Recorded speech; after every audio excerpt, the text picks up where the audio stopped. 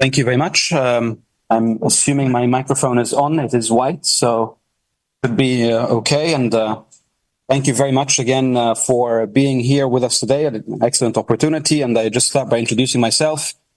My name is Amir Taha, and today I'm here in the capacity as the co-chair of the regional UN network on migration for Europe and Central Asia, which I co-chair with UNDP and UNHCR, who are joining me as well today and joining us here today. And I want to start by again echoing Mon Ami's good words of, very happy to see such a high number of colleagues around the table and online, as we look forward to discussing and hearing from you how we can engage ahead of and at the GCM regional review. So, and I also want to start by welcoming IREM ARF, the International Trade Union Confederation, and ITUC, who has agreed to take on this important role for the as a stakeholder rapporteur. It will help us shape the meeting as we move forward. So thanks again and welcome. So the meeting will consist of two sessions covering the following objectives. Thematic session 1 will discuss objectives 2, 5, 12, and 18, which are minimizing adverse drivers, regular pathways, ethical recruitment, screening and referral, and skills development and recognition. And then thematic session 2 will discuss objective 4, 8, 9, 10, 13, and 21, which are eradicating trafficking, managing borders, alternatives to detention, and dignified return and reintegration. So before giving the floor to the colleagues, I want to just give you a brief overview of where we stand with the GCM regional reviews and the preparatory process to the same. After which I will hand over to Mon Ami from the UN Network Secretariat, who will be elaborating more on how stakeholders can engage in the process, followed by an introduction by our UN Network Hub colleagues on stakeholder discussion space, which you can access online. So, where we are today, since we met last November as the stakeholder meeting, we've had a considerable progress in the preparations for the GCM regional review, which by now I think we all know is taking place on the 11th of March this year. Of course, we all know that it's going to feed into the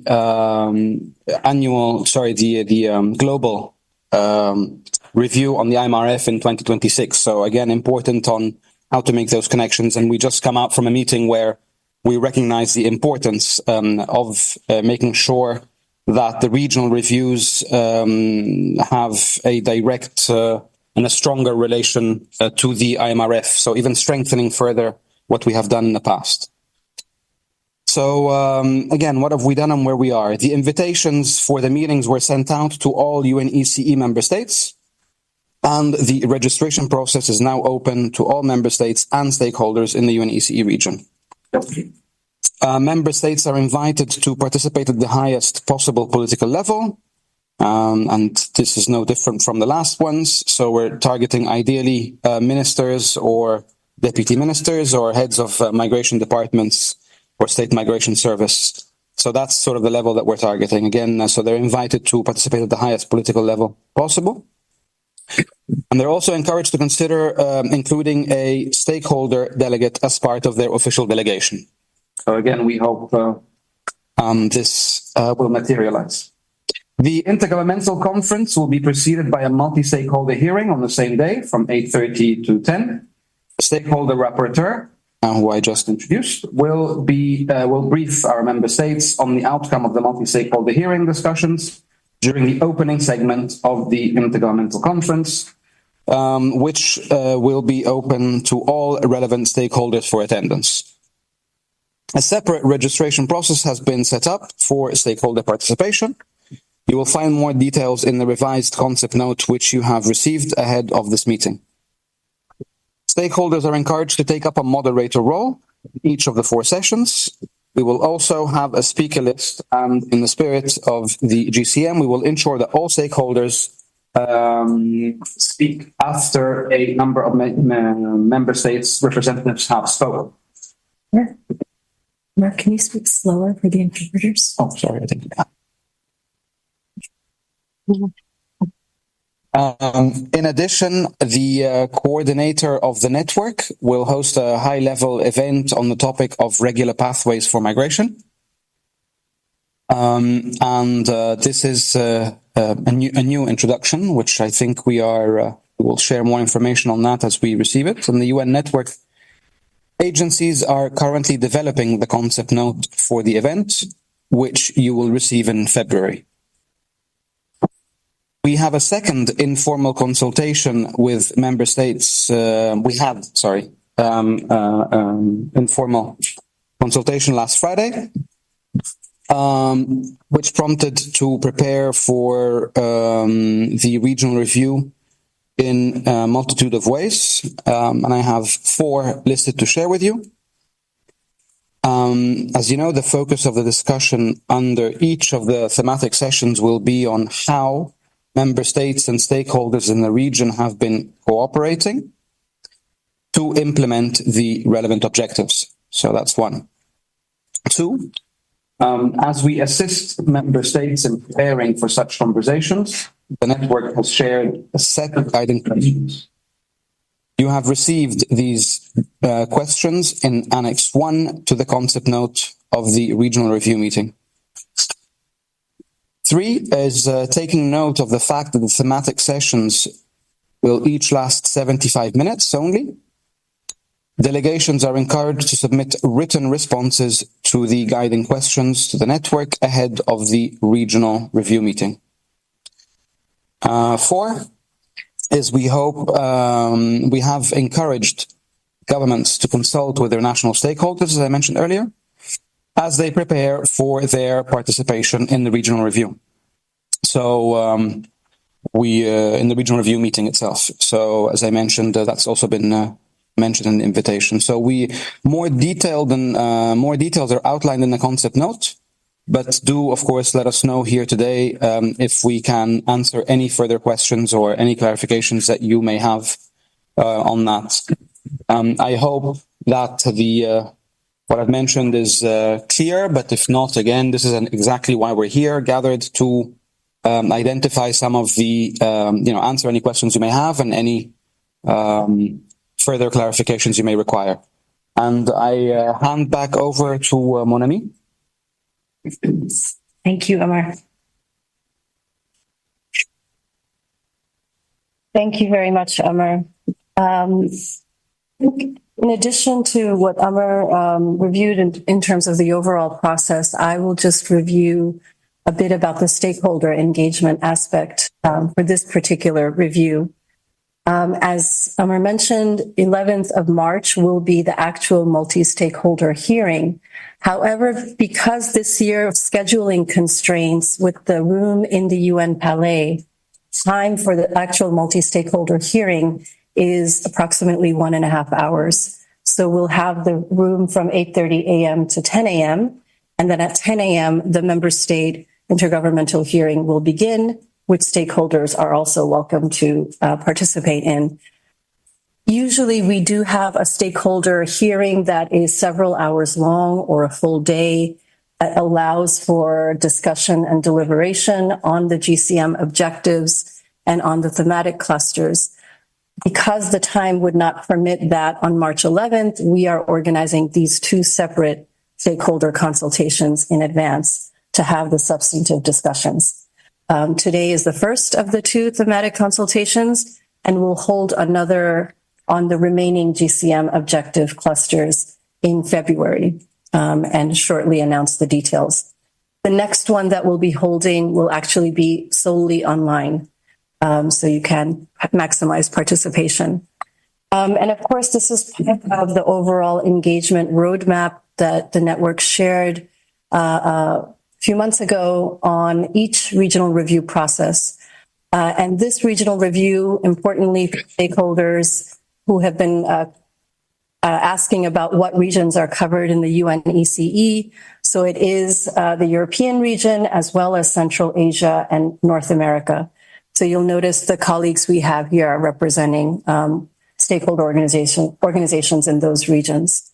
For the colleagues in North America, the stakeholders in civil society, they will also participate in the Latin America and Caribbean regional review.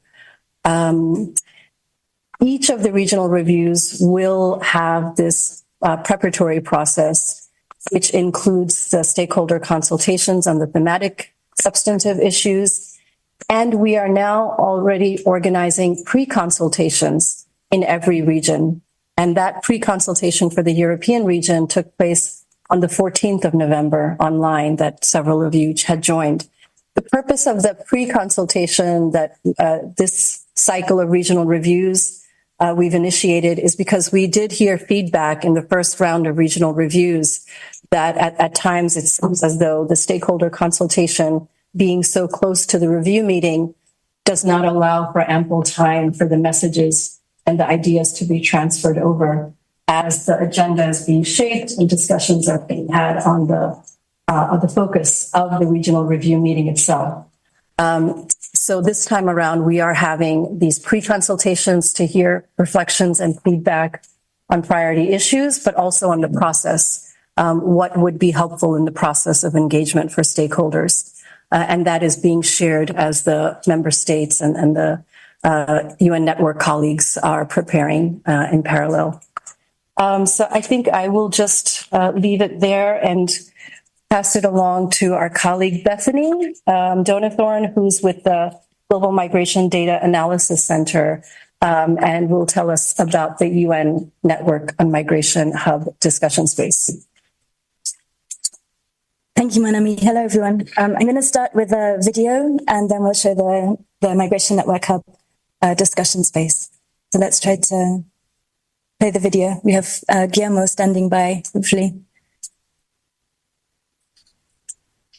Thank you, Bethany. Hello, everyone.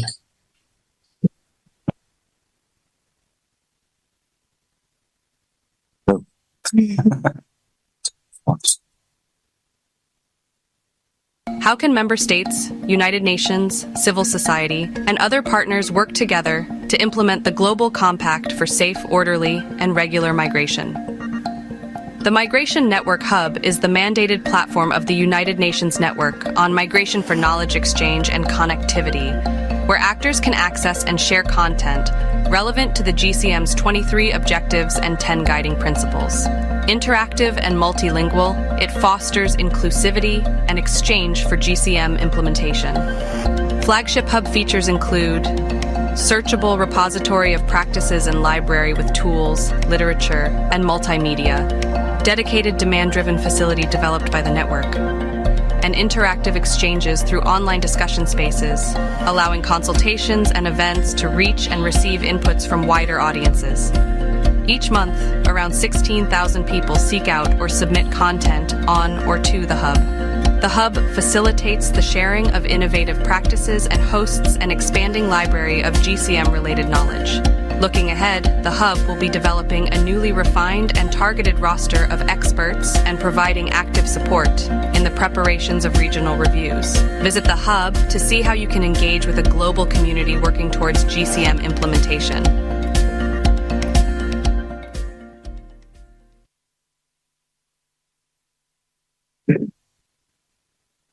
Thank you, Guillermo. So as you can see, you might have seen the Migration Network Hub before, but this week for Migration Week, we're launching some new designs and functionalities. And in particular, there's a new discussion space for stakeholders as part of the preparation for the regional reviews and beyond. So I'll tell you a little bit about the Hub, what it does, and how you can connect using the Hub. So the Hub is the mandated platform of the United Nations Network on Migration for knowledge exchange.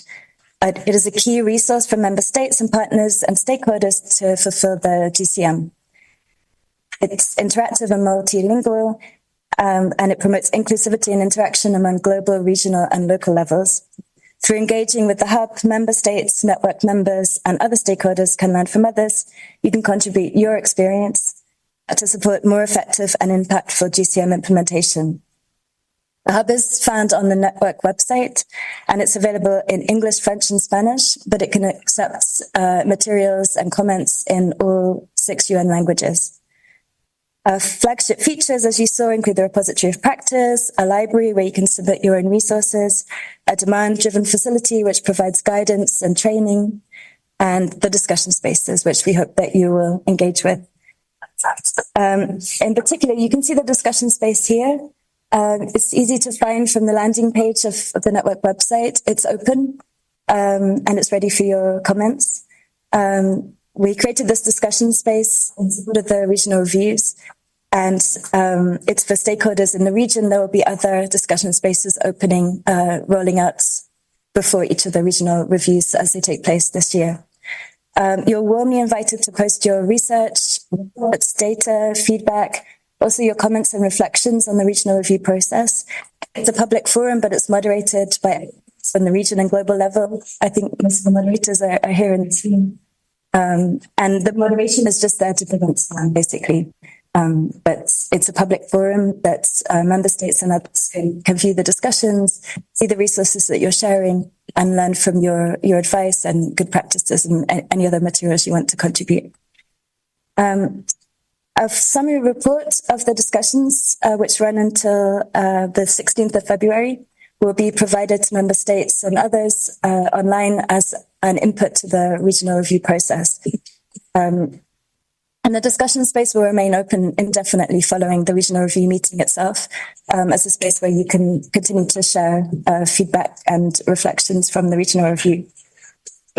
So we really encourage your participation. There are guiding questions, which mirror the questions we'll be discussing today, but it's an opportunity for all of the resources that you contribute to be sustainably available online for future reference. So all of the links, materials that you have will be there, publicly available for people to see the final report. So please do create a profile on the hub. Sign in. If you have technical difficulties, please contact us and we're happy to help you. There's a video in the discussion space that gives you a how-to guide. But yeah, the floor is open, so please go ahead and share your comments there. Thank you. Thank you very much, Bethany. And I think looking at the time, we'll just move right into the session 1 and allow the discussion starters and the speakers so that we can open the floor up. So I pass it over to my colleague who will moderate session 1, Simonida Gaskarska from the European Policy Institute. And Simonida has also recently joined the training of trainers in conducting GCM implementation workshops in the region. Thanks, Monami. It's a pleasure to be here. Thanks for the invitation to give an example of stakeholder moderating the stakeholder discussion. I won't take much time. I'll just remind us that this first session is devoted to the following objectives of DCM: to minimize adverse drivers, regular pathways, recruitment and decent work, screening and referrals, and skills development and recognition, just so that we have it in our head. The other part will come in session 2. We are running a bit late, sorry. So I'm hoping that we will have nevertheless 50 minutes, more 55 maybe, if this takes longer, and I should be mindful of my speed of talking. But first, I'll give the floor to our first discussion starters. I was planning to give them more than 5 minutes, but now we can't give them more than 5 minutes. So we start first with the ILO, who is unfortunately a bit on the side because we did have a place. So I'm offering my space, maybe if it's better, because you need to be closer to the mic. Okay. Yes. And then we'll switch. Okay. So 5 minutes. Paul Tacon from the ILO. Yeah, also so that you can start. Okay, you're switching with Monamida. Okay.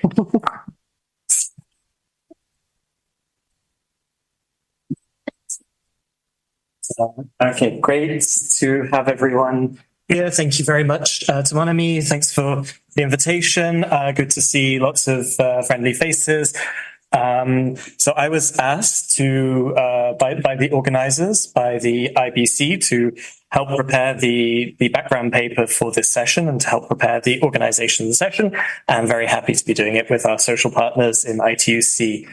So I'm just going to run through very quickly and hopefully without talking too quickly, so that's a bad habit I have, on the paper, the draft paper that I have.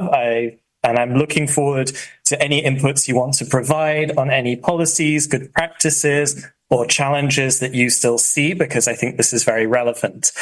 Just to set the background a little bit, unfortunately, our data are from 2019, but we saw there that of the 169 million migrant workers in the world, there were 101 million in the UNECE region. Western Europe is a huge region of destination. Russia historically has also been a big region of destination. Kazakhstan increasingly, and then of course we have the US and Canada. So most migrant workers are actually in this region. So labor migration is a really critical issue, and getting labor migration right in the region will have huge impacts for making sure that migration is safe, orderly, and regular. So looking at the progress declaration, labor migration was actually addressed quite strongly. So member states recognized progress in integrating migration into development, concluding bilateral labor migration agreements, strengthening progress towards fair and ethical recruitment and adherence to international labor standards, facilitating skill recognition, and one issue that comes up also in this roundtable, especially in the context of Objective 2 on drivers and Objective 5 on pathways, is climate change. And so that's something that's also being addressed here. Excuse me. But there are still a lot of limitations. Regular pathways remain limited. Procedures for skill recognition are not where they could be, and there are a lot of decent work deficits that still need to be addressed. So looking at the specific objectives, so I tried to look a bit at the material in the VNRs, supplemented by other data that I knew about. Excuse me. So we have a couple of countries. So I found in Kyrgyzstan and Serbia, they'd integrated migration into development planning. We also saw that a number of countries, especially in Eastern Europe, are quite concerned about the demographic impacts of climate change, of migration, that there's a large they've got very low fertility and a large outflow of the working age population, which is accelerating population aging and creating significant issues for their own labor markets. But many are trying to promote decent work as a means to sort of make sure that migration is always a choice, not a necessity. A few countries have already started to note that climate change is becoming an adverse driver of migration. I was able to find in Armenia and Kyrgyzstan some reference to this. And a number of countries also sort of talked about their support for development cooperation, including to the Migration Multi-Partner Trust Fund as part of addressing these adverse drivers. Now, coming to Objective 5, this is the one on pathways. This region is quite interesting because you have two major free movement regimes, regional free movement regimes. So you have the EU and the Eurasian Economic Union. In addition to this, you also have some bilateral free movement regimes. So in many ways, within the region, there is a lot of mobility. There are a lot of pathways. Sorry, I knew it. Yes, but there are the sort of the nature of it is internally there is free movement, but there are strong borders to enter that free movement zone. However, we do see some countries, so I took the example of Portugal, which has been signing bilateral labor migration agreements, and a number of countries also amending laws to enable seasonal work for third country nationals, so non-EU migrants. If you were at the GMFMD last week, you probably will have heard everyone talking about skills. That's a big focus of a lot of the countries of the region. They are looking to increase skilled migration, so creating pathways for migrants with skills that are of particular importance or where there is a critical shortage. So Germany has its Skilled Workers Act. And then, of course, we have the EU with the new Pact on Migration and Asylum, which proposes the introduction of the talent pool and talent partnerships. So creating opportunities to develop skills and enable some people to move. And there are some pilots underway So looking now at recruitment and decent work, a number of countries have undertaken measures to regulate recruitment agencies, to adopt, monitor, and evaluate policies and strategies, and to amend their laws on recruitment towards the general principles and guidelines on fair recruitment. A particularly good example is Germany with its triple win agreements on health workers, which are in line with the WHO Code of Conduct on recruitment of health workers, and also one with the Philippines that we know about very well, which actually has trade unions as part of the steering committee. A number of countries also took measures to protect migrant workers' rights, but I am very interested to hear any examples. Objective 12 is about streamlined procedures. I don't know much about that, so I'm going to skip that. I don't know enough. Last one, Objective 18 on skills. Again, there's quite a lot here. We have the Convention on the Recognition of Qualifications in the Council of Europe, which has 56 parties. We have a lot of efforts at the EU level and also within the Eurasian Economic Union. And again, the issue of talent partnerships comes up here. But time is short, so I'll stop there. Thank you very much. Very interested for any insights. Thank you. Thank you, Paul. Sorry to create such time pressure. We now move on to our second speaker, Irem Arp from the International Trade Union Confederation. So where I come from, you get 7 minutes. You got already 7 minutes. Okay, thank you very much. Thank you for the organizers, IOM, your network colleagues, and for the participants being here to share your views and experiences. I'm very pleased for this role, and in addition to that, having the opportunity to open the discussion here so that I can also raise our views from the workers' side around the objectives covered in this session. I would like to start with one particular overall comment. Some of you may know that one of the work streams on the UN Network on Migration is working on developing an indicators framework, which was also foreseen and requested. I think this is a key framework to be adopted, hopefully before the end of this year.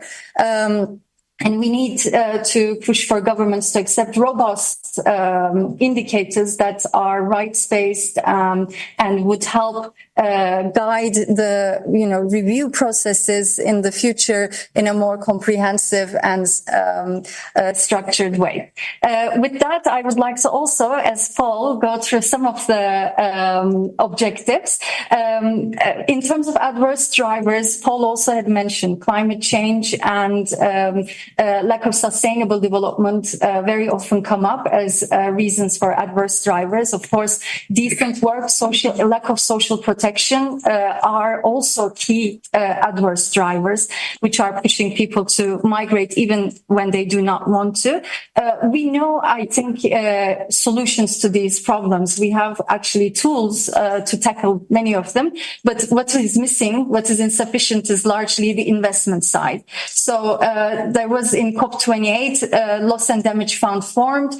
We need adequate funding of that scheme. Why am I saying this? Because UNECE region actually hosts some of the richest countries in the world. So they have a role to play to finance sustainable development, to finance social protection. For example, we ask for official development aid to at least 7% of it to go for social protection. So there is a role for UNECE member states to play here to fund such schemes. Another one in relation to just transition, where there's also risk of losing jobs, which would also cause an adverse impact on migration. So transition should be just, creating green more jobs for workers and their communities. With that, the UN Global Accelerator on Jobs and Social Protection is a very important initiative to channel investment in this area. So again, we would ask member states to support this initiative. not only funding, but also reforming some of the existing structures are important. The states in this region should also push for reforms into international financial institutions, which exacerbate inequalities between countries. Again, holding some countries back, forcing people to move even when they don't want to. So it's not the migration per se is the problem, but when people have to migrate when it's not a choice. In relation to pathways, as Paul has said, IMRF also determined that the pathways remain limited, even though several pathways were mentioned in this region. We also add, we are concerned with some of them because regular pathways doesn't mean good pathways. We need rights-based pathways. We need pathways that actually lead to decent work, not just, legal status. That is not sufficient. We need, what we are seeing in the region with temporary labor migration schemes, seasonal work schemes, new visas for care workers increasingly being used across Europe and North America, unfortunately, are employer-driven, tying workers to specific employers, and they fail to protect migrant workers' rights and also ensure family unity. People are separated long-term from their families and face abuse and exploitation.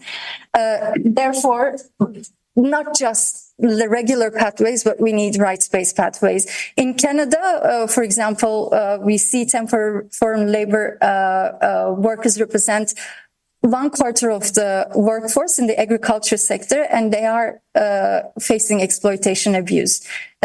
Similarly, in the UK, I mentioned care workers, but on the other hand, there are also positive developments. I'm warned to say some positive things as well. I have colleagues from AFL-CIO who worked on this very strongly. The relatively new protections in the US adopted by the Biden administration, which ensure that migrant workers are protected from deportation when actually they come up and complain about labor abuses. So rather than being at risk when they complain, they are being protected. And unions are increasingly using these systems, which need to be multiplied in other countries and regions as well. At EU level, again, Paul mentioned skills and talent mobility and the EU talent pool developments. In addition to that, talent partnerships with countries like Morocco, Tunisia, Egypt, Pakistan, and Bangladesh. However, what we see with these type of proposals is they actually miss the real problem at the center of the issue. It's not necessarily just skills shortages that is these type of measures take as at its starting point. What we see is actually the lack of decent work that people actually want to take up. Filling those jobs with, exploitable migrant workers is not the solution. So when these talent pools, talent partnerships are being developed, we definitely need to have, and which is not yet really happening, we need to have labor unions and civil society migrants organizations at the table when they are being designed, when they are being reviewed. On a positive note, in the against skills and talent mobility, there is a recommendation on skills recognition, which can contribute to Objective 18 under discussion in this session. I will jump some of the things because I believe the time. Okay, 2 more minutes. In terms of facilitating fair and ethical recruitment and ensuring decent work, rights-based pathways, as I have mentioned, are key for this as well. Without the pathways, access to decent work is not possible. But we must also recognize many migrants in this region working in the informal economy, where decent work deficits are rampant.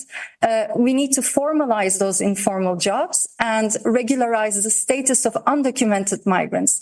We have seen certain schemes of regularization during, for example, COVID-19 pandemic. We need to multiply those and bring people from the undocumented status to regular status and then into the formal economy where their rights can be better protected. Another problem we have seen in the region, especially in the EU, is the cuts into labor inspectorates. With the resources of labor inspectorates diminished, it's very difficult to ensure at workplaces rights are being upheld, decent work is being ensured. So that's another area that we did not see as a positive progress, which needs to happen. And we continue to see migrant workers paying exorbitant recruitment fees, which tie them to their employers, creating debt bondage situations, which they are unable to escape. Last but not least, I want to close with a call to social dialogue, both within the GCM itself, with its call for whole of society approach, but also in the IMRF Progress Declaration, the states have committed to promoting meaningful participation.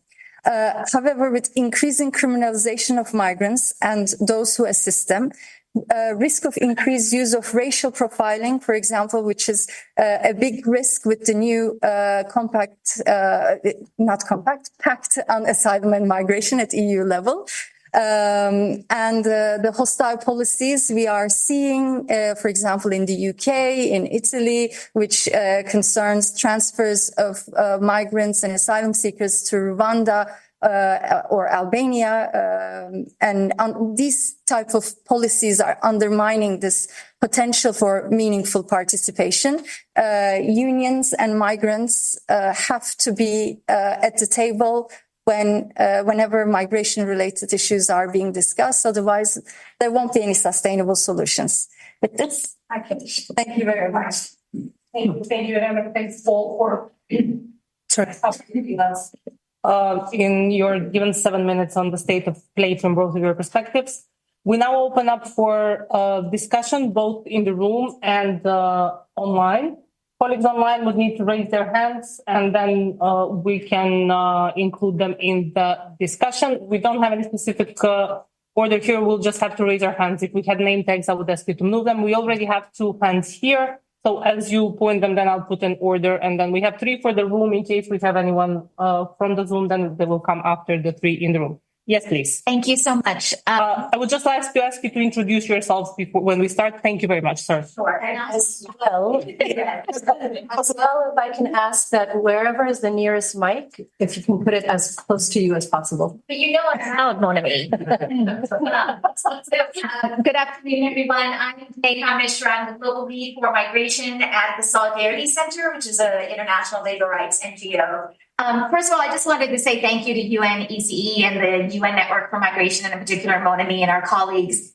I'm talking very fast in the Civil Society Liaison Office for providing Russian interpretation during this session, and I understand it will also be available in March. I just wanted to note how important language justice is, and we're very grateful that you recognize that with a little urgent, I think, from some of us, but we have partners in Central Asia who do not participate in English, and so we're really grateful that you recognize the importance of English. So just wanted to say that to start with. The second thing, and this is just jumping a little bit to Monami, your presentation, I'm a little bit concerned about the regional reviews that we're just talking to each other again, and I know this is not directed at you, but I'm hoping colleagues from UNECE and others, it sounds like that stakeholders are going to be able to participate in the government meeting as well on that day, but we just noticed at the IMRF, for example, very different than the negotiations of the Global Compact, where we were very much engaged with governments. We could be on the floor. We're actually seeing closing space instead of opening space. And I'm very concerned in all of the regional reviews, but even the one that's happening in March. How do we ensure that governments are listening to us as well, and we're not just speaking to each other? The thing that I very much appreciate about the UN Network for Migration, and again, the Civil Society Liaison Office, is I'm talking very fast. I don't want to talk a lot, but I have a lot to say. Okay, good. I'll slow down.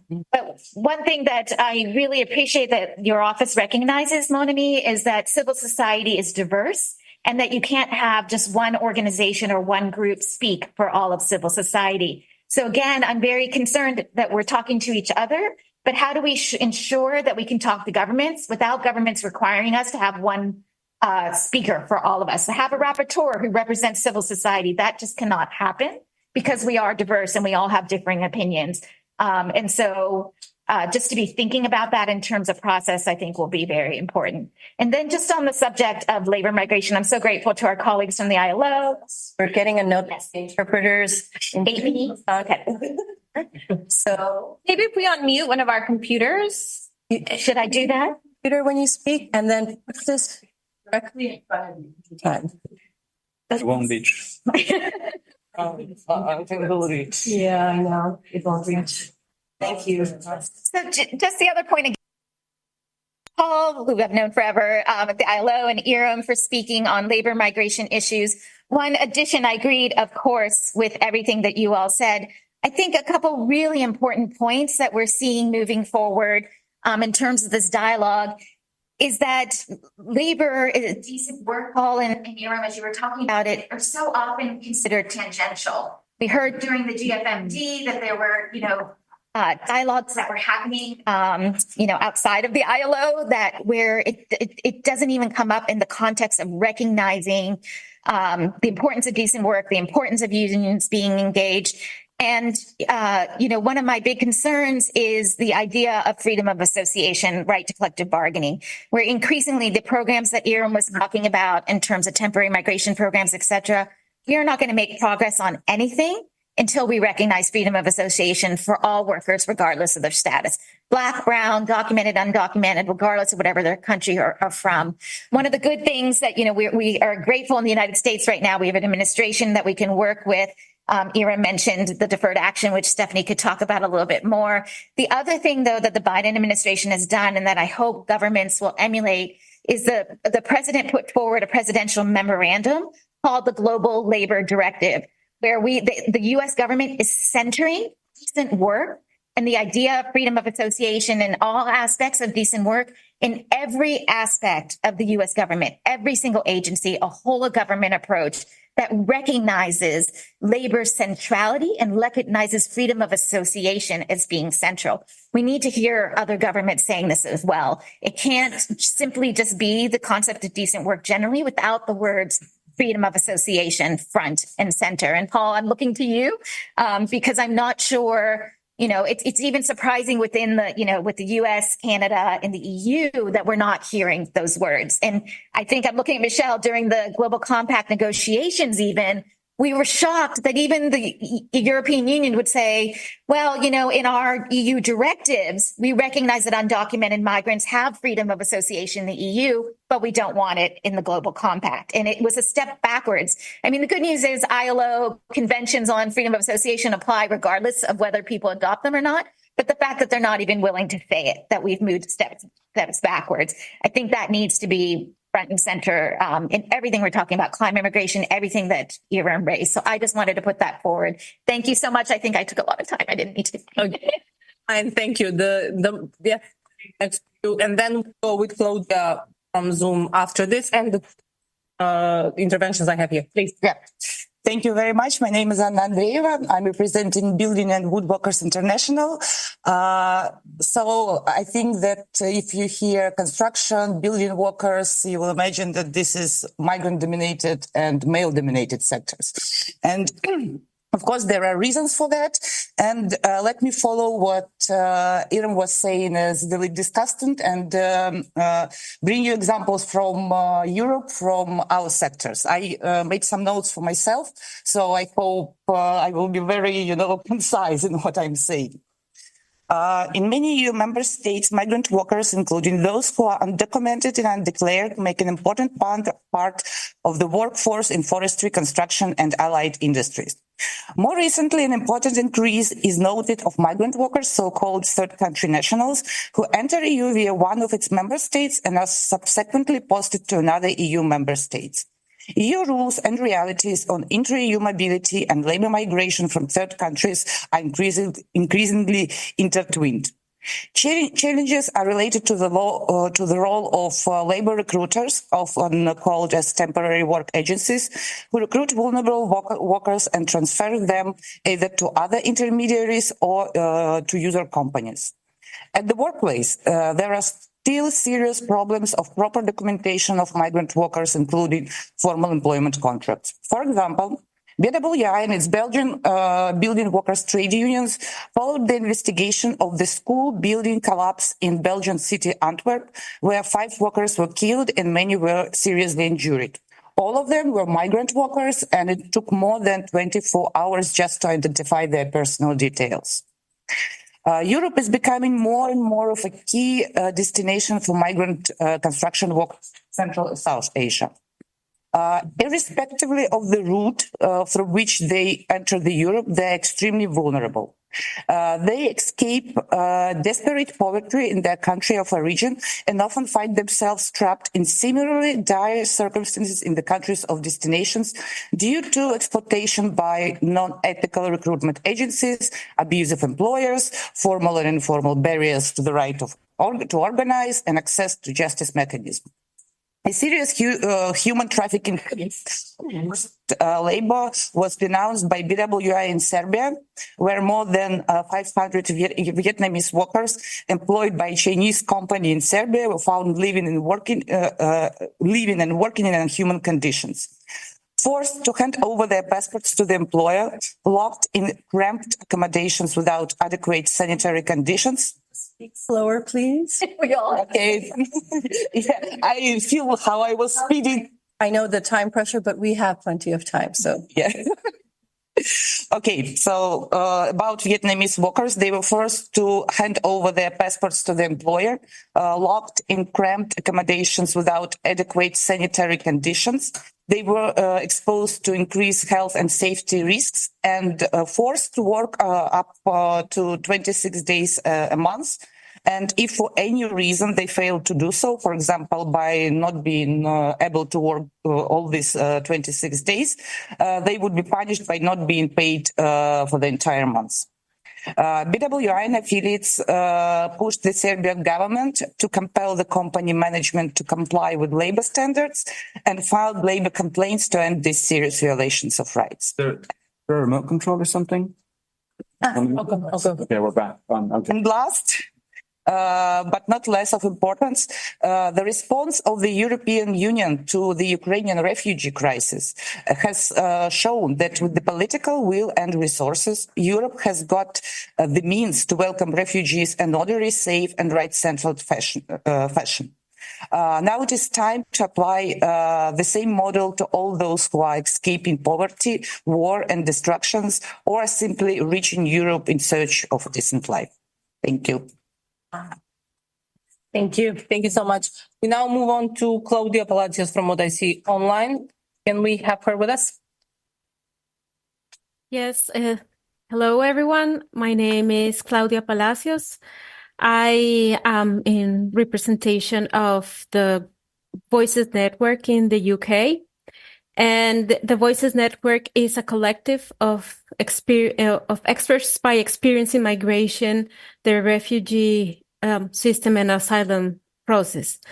Personally, I have to share my experiences, both a student, a worker, and also someone in the asylum process. So at times and in a meeting like this one, it is not very straightforward to detach one reality from the other because I am only one person. I could not agree more with the ideas presented in terms of being a non-EU national is something that it puts you in a disadvantage. And there is an equal opportunity policy. Yes, it is, and the law is stated for that. However, we are not competing, for example, as students in equal conditions as EU nationals in terms of all the requirements for a visa, in terms of time for the visa process, in terms of financial capacity, and those who are privileged in their own countries. So in their own countries, there is a reality very, very related to climate change, to political unrest, to conflict. You cannot detach that from the life of a student just because that person had the privilege to apply for a student visa. Now, also the reality of being different, that comes also to the classroom. It is not very straightforward that everybody in the classroom is equal. That is not the case. And that is also related to the terms of finding and securing a job. So where we come from different contexts and different realities and different labor markets. So someone like me, to get to know with X years of experience in a field of study, in a field of work, coming to another country that has been forced a labor and corporate culture for decades, to acquire that in less than a year and be able to comply with everything and with life per se. I'm a single mom. So parenting, complying with the studies, securing first of all, the degree, and then looking for the opportunity. So you are never going to be in equal conditions. So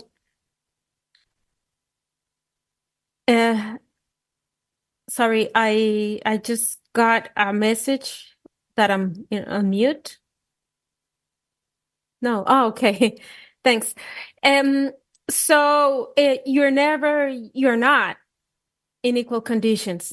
Now, what is the reality? If your sponsorship, that is also my case, is coming to an end, you need to secure an income. So that ends up, and the time is clicking, because your visa has a certain amount of time.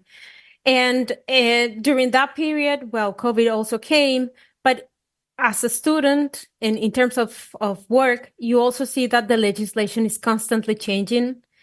The rhetoric is very hostile again and again. So even though you are in a certain, quote, privilege, you're also facing stereotyping and labeling. So that in real terms, in real life, coming from a non-EU country, that is not, you are as a candidate are not very appealing for an employer.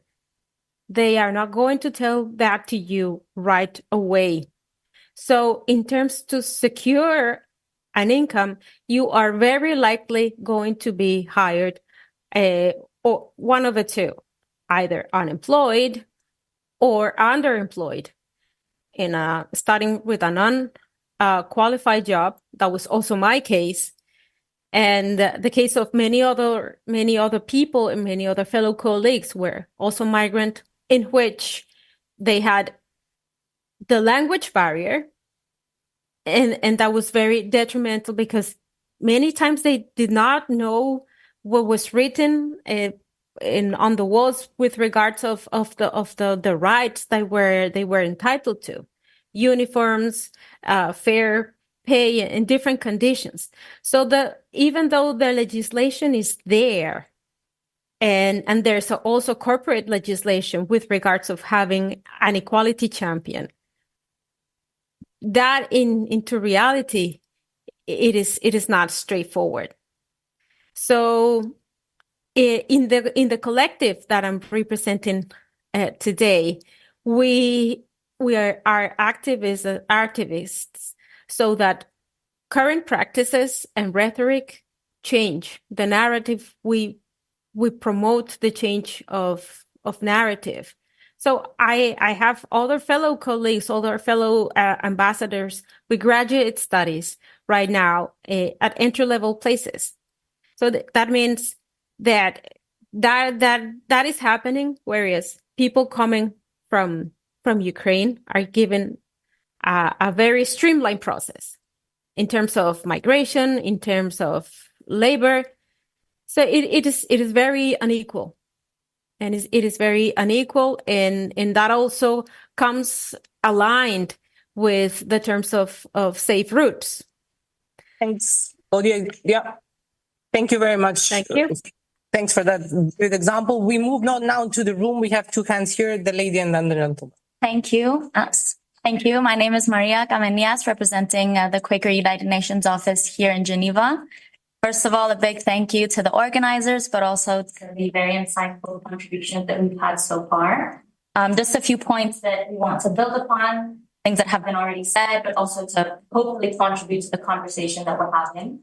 If we really want to strengthen and support the GCM implementation, it's important that we understand how current processes and current policies continue to hinder implementation of the GCM and what areas really require more attention, but also a deliberate change in purpose and action so that states can really effectively and holistically implement the GCM, both on a regional level in cooperation with other states, but also on a national level. So taking into consideration GCM Objectives 5 on regular pathways, but also Objective 12 on screening and referral, and noting also the SG's report on GCM implementation, we need to recognize that current policy and procedural choices are actively harmful and designed to deter migrants, which often leads migrants to be forced into the situations that they are, which abuse and violate their basic human rights. So migrants aren't vulnerable, but they're actually being vulnerabilized, and they're being vulnerabilized by gaps in protection. Maria? Yes. Put the mic as close as possible. That's because of the Sorry. So migrants aren't vulnerable inherently, but they're being vulnerabilized, and they're being vulnerabilized by gaps in legal protection, through discrimination, but also through the criminalization of their irregular status, an inherent lack of pathways to regularize migration status. We also need to strengthen the commitment and conscious willingness by states when it comes to these deliberate choices from a human rights centric approach. And this is something that can be overarching on the entire GCM implementation if we really want it to be effective and efficient. If we want to also implement the GCM from a global scale, it's important to think about how states can be supported in this process. And what does support really look like for countries that don't have a UN country team, which are in fact many countries in the region. So we want the regional review to inform implementation, but also help identify failings that regional cooperation could and should be addressing. Equally as important is how do we involve migrants within that process when it comes to the implementation strategies. Could we have potentially some sort of migrant advisory group that would help support stakeholders in making sure that process is based on migrants' lived experience, but also the knowledge, and also taking into consideration the points that have been made in making spaces a bit more diverse and enabling more participation. We still reiterate our call and suggestion on a DCM talk for the region on meaningful migrant participation, which we hope to enable states and multilateral institutions in the region to showcase good practice and learn from each other, but also are crucial for migrants involved in a consultative process. Thank you. Thank you very much. The gentleman next to you. Yeah. Gracias. Mi nombre es Vladimir Pascual. Thank you very much, Vladimir Pascual. I am the chairman of Rumiawi, an association of migrants. When we talk about migrants, we talk in the third person. Now I'm speaking the first person. I'm a migrant. In that line, thank you. I'm representing my organization, the Latin American Bloc. We are also members of PICUM, and we are working there. We want the Global Pact to improve, and so together we have a document with indicators. We would like to suggest these indicators so that the Global Pact, it's for the governments, so that they have elements to value the process in all the countries. Another important thing I would like to share with you is that we need to think about developing our countries in order to avoid forced migration. People doesn't leave because they want to. They do it because they don't have the conditions to stay in their countries. So it's a responsibility from the countries, from developed countries in that sense. We are also concerned about how developed countries attract best brains from poor countries, and they decapitalize them for developing their own countries. So we should have alternatives to live in a win-win situation. Europe wins, United States wins, but also the rest of countries wins. Another concern is dignified work. How can we talk about that if in Spain, for instance, we have 37% less in salaries for nationals doing the same kind of works? So this should be also be analyzed. Also, domestic workers, they are almost slave in the 22nd century, and 108 Convention 189, some countries didn't sign it yet, and those that signed, they should translate it for developing. Another item is regularization of undocumented migrants. Those persons living in United States or in Europe, they are working and they are not paying taxes in those countries. So it's important to regularize those situations. And as we did for Ukrainian brothers and sisters, why not doing the same for refugees from Africa? It's a matter of political will. So we urge Europe to receive refugees from other countries. There's also the topic of degrees homologation. We have trained people, but that cannot have their degrees in other countries.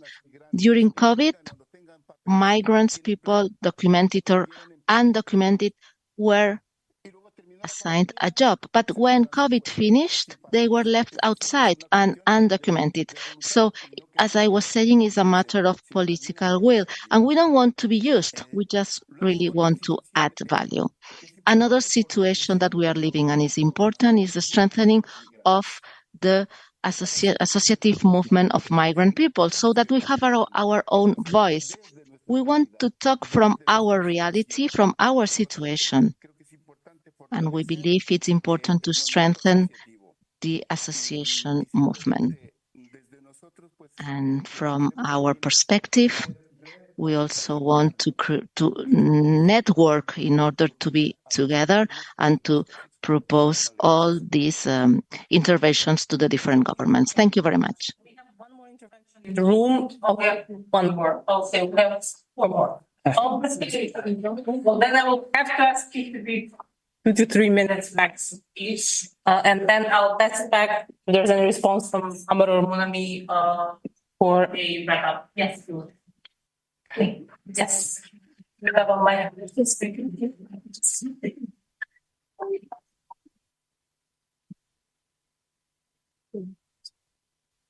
Adisianga Knudsen from the Global Research Forum on Diaspora and Transnationalism. And I am a Zambian diaspora living in Germany. So I think a lot of what I will share sort of coming from that lived perspective of diaspora as well. I thought that it was really interesting to hear the sort of status or the background that was presented. And I wondered to what extent we see information that's provided on sort of best practices against what we see as a mismatch with the anti-immigrant political landscape that we see not too far away in Germany. I think everybody's quite aware. In France, we have seen it, and also in the United Kingdom, just mentioning places that are a little bit closer to my information. But I think that in terms of, the questions that we have in front of us, I was really intrigued at the question that kind of asks around strengthened cooperation and talks about the stakeholder partnership. And I wanted to lead my sharing in terms of that. I think that if we're looking for strengthened partnership, we need to have a much more honest conversation on the table.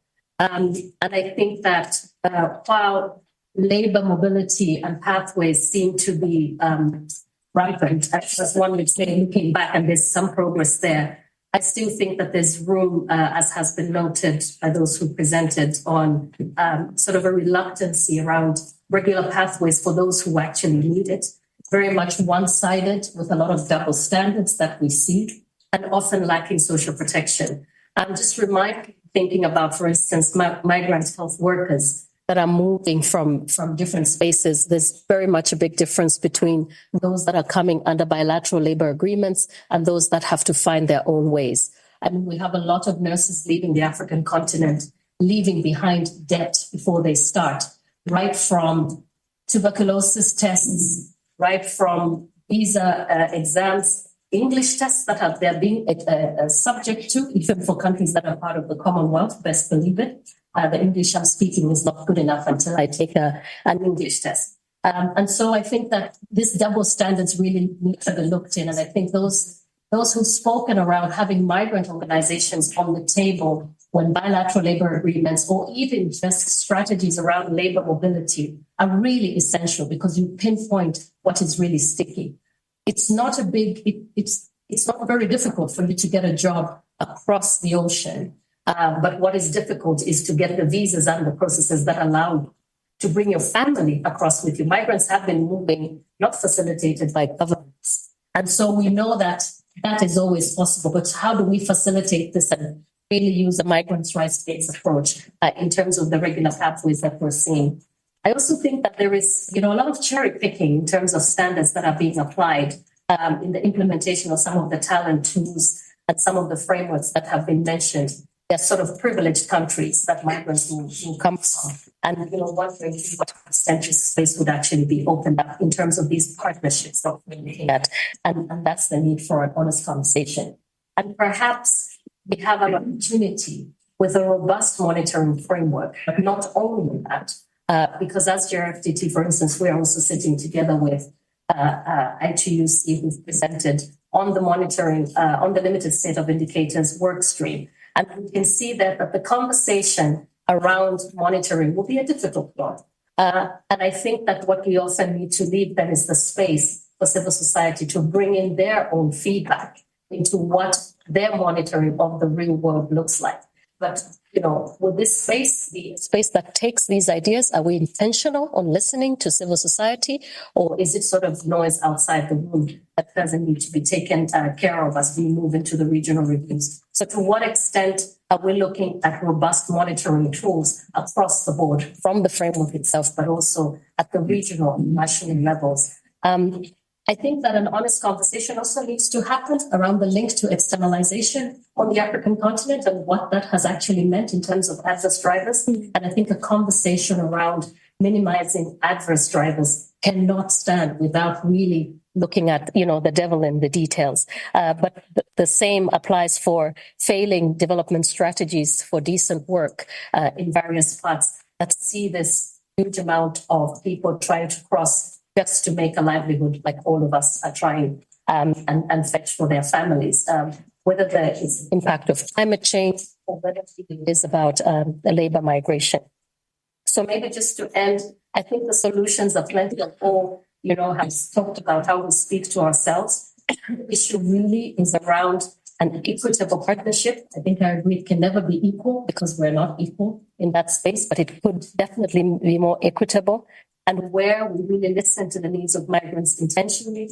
We've heard of the shrinking space, even from a platform that doesn't ask you to have a declaration like the GFMD. It's difficult to put a few seats for civil society or migrants or other non-stakeholders. So really, what is that space that we should engage in dialogue and where should that happen? And I think we even have a missed opportunity for co-creation of ideas by multiple civil society organizations, but also having the countries of origin, having the multilateral system with us in terms of how we can bring mutual responsibility on social protection and many other issues that we see. Thank you. Thank you. We might have some issues with that mic. So can I ask first the lady over here, and can I ask these gentlemen to take that microphone just in case if it's the mic issue, please. Well, hi, everyone. My name is Stephanie Sepulveda. I'm from the AFL-CIO, which is the largest federation of labor unions in the United States. We represent 60 unions, represent 12.5 million workers in the U.S., and we represent all workers in the U.S. regardless of their immigration status. And I think I want to echo a lot of what my colleagues said, especially my brother over here who made some really good points about migrants. who move to the global north and are certainly face a lot of challenges even when they have rights on paper. And I think that's something that's very important that we need to emphasize, that having rights on paper is not enough. Migrants need to be able to have actual access. Okay. Someone's not muted on Zoom. Yeah. I'll put it in. Oh God. Okay.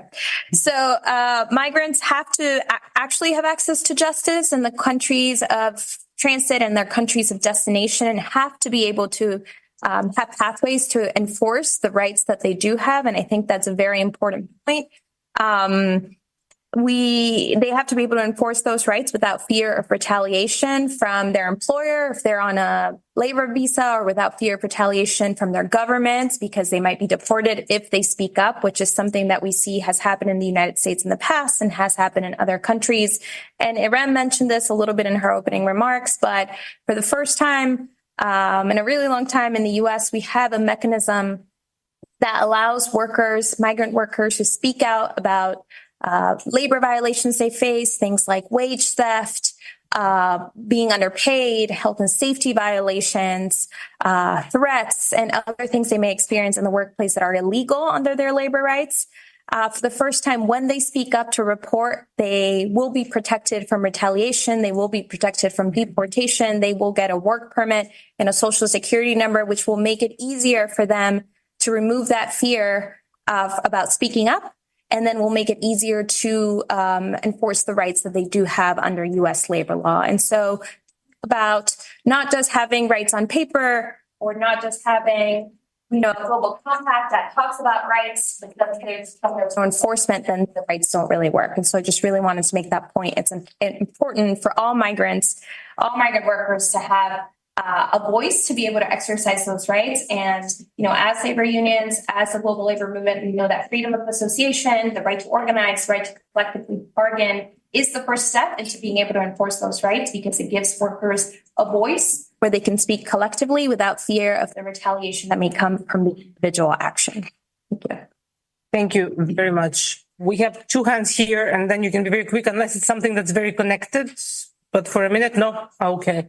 So yes, can I just ask the gentleman to bring that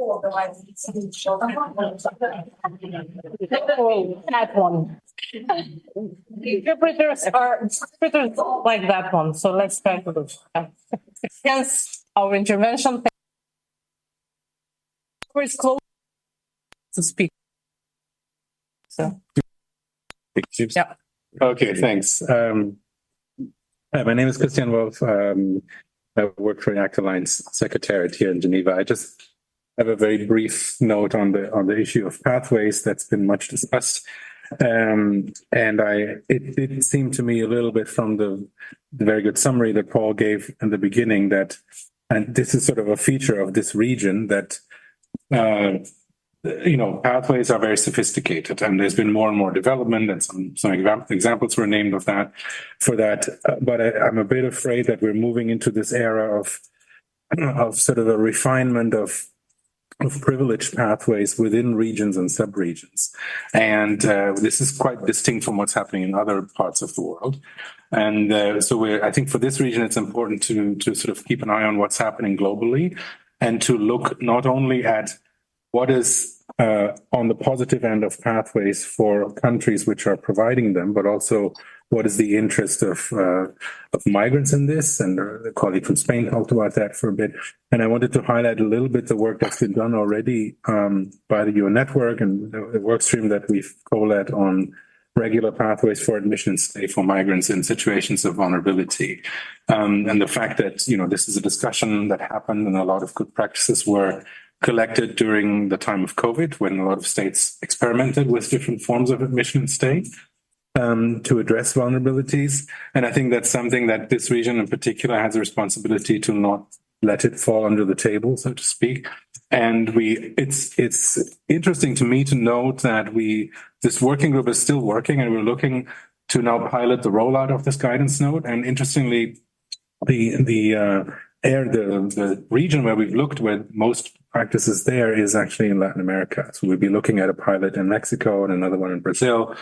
And that's because this discussion is currently very difficult to have in the UNECE region. But I would still welcome the opportunity to talk about pathways from this perspective as part of this review. And thank you, Amr, for mentioning that there's a side event being planned. I think it would be good if we can somehow involve stakeholders in the planning of that as well, so that some of these points could be highlighted. Thanks.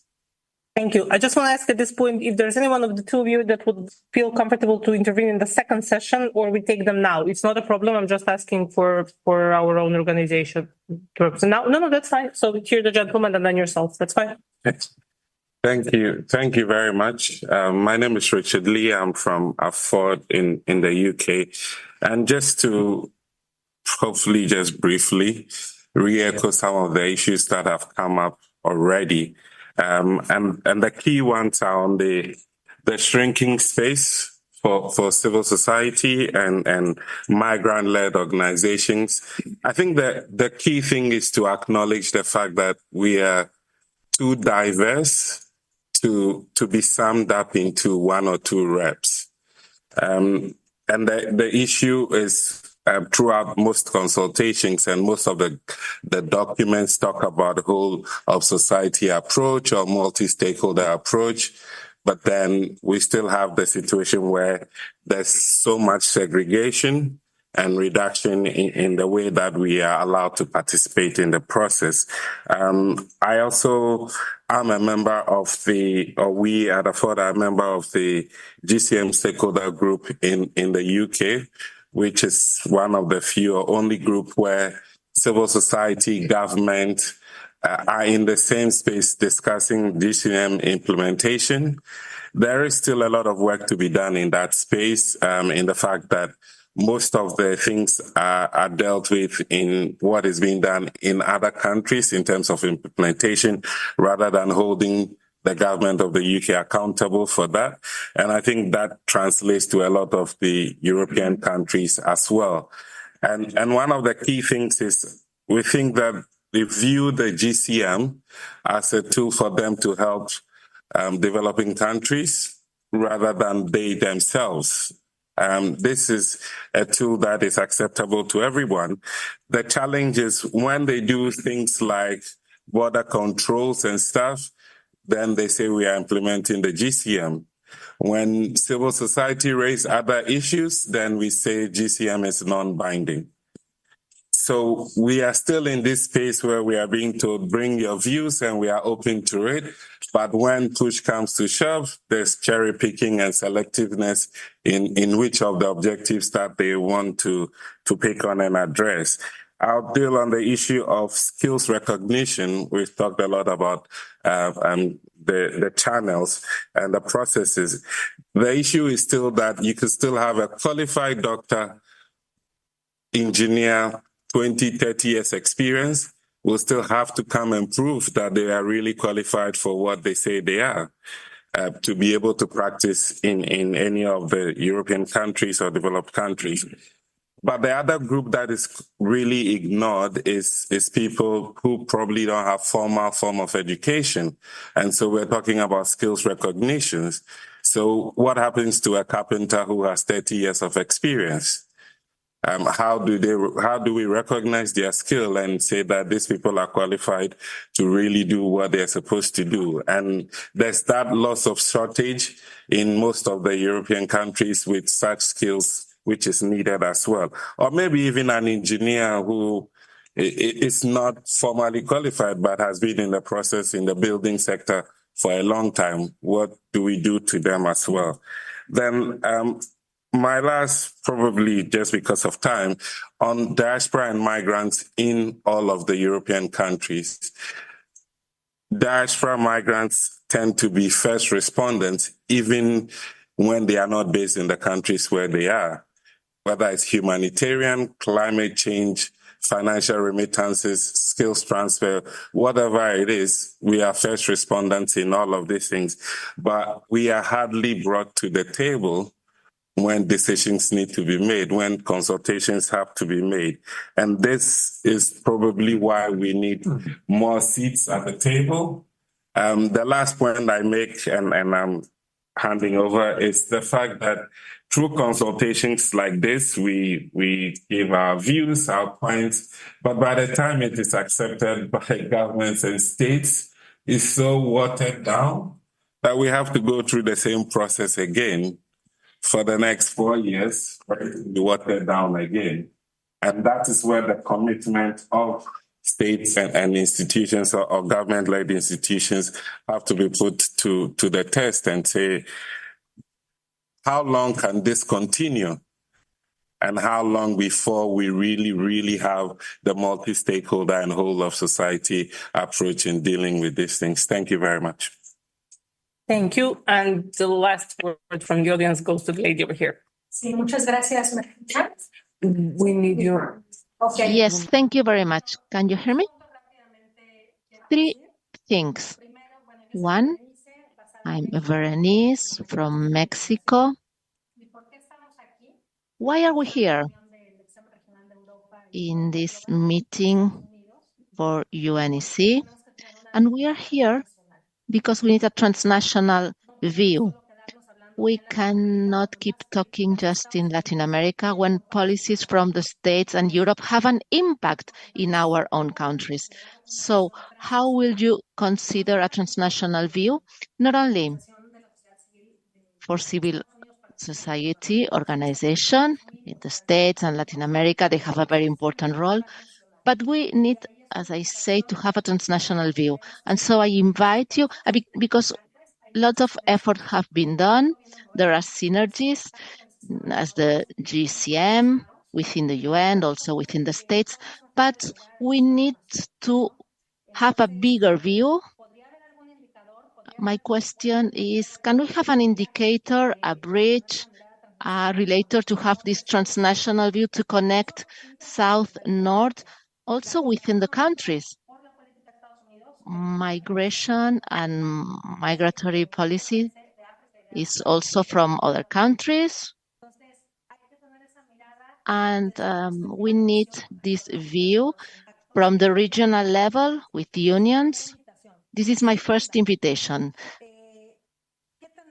Evaluación del examen regional pasado, ¿no? Desde una muy breve experiencia que tuvimos el bloque en la región de Latinoamérica.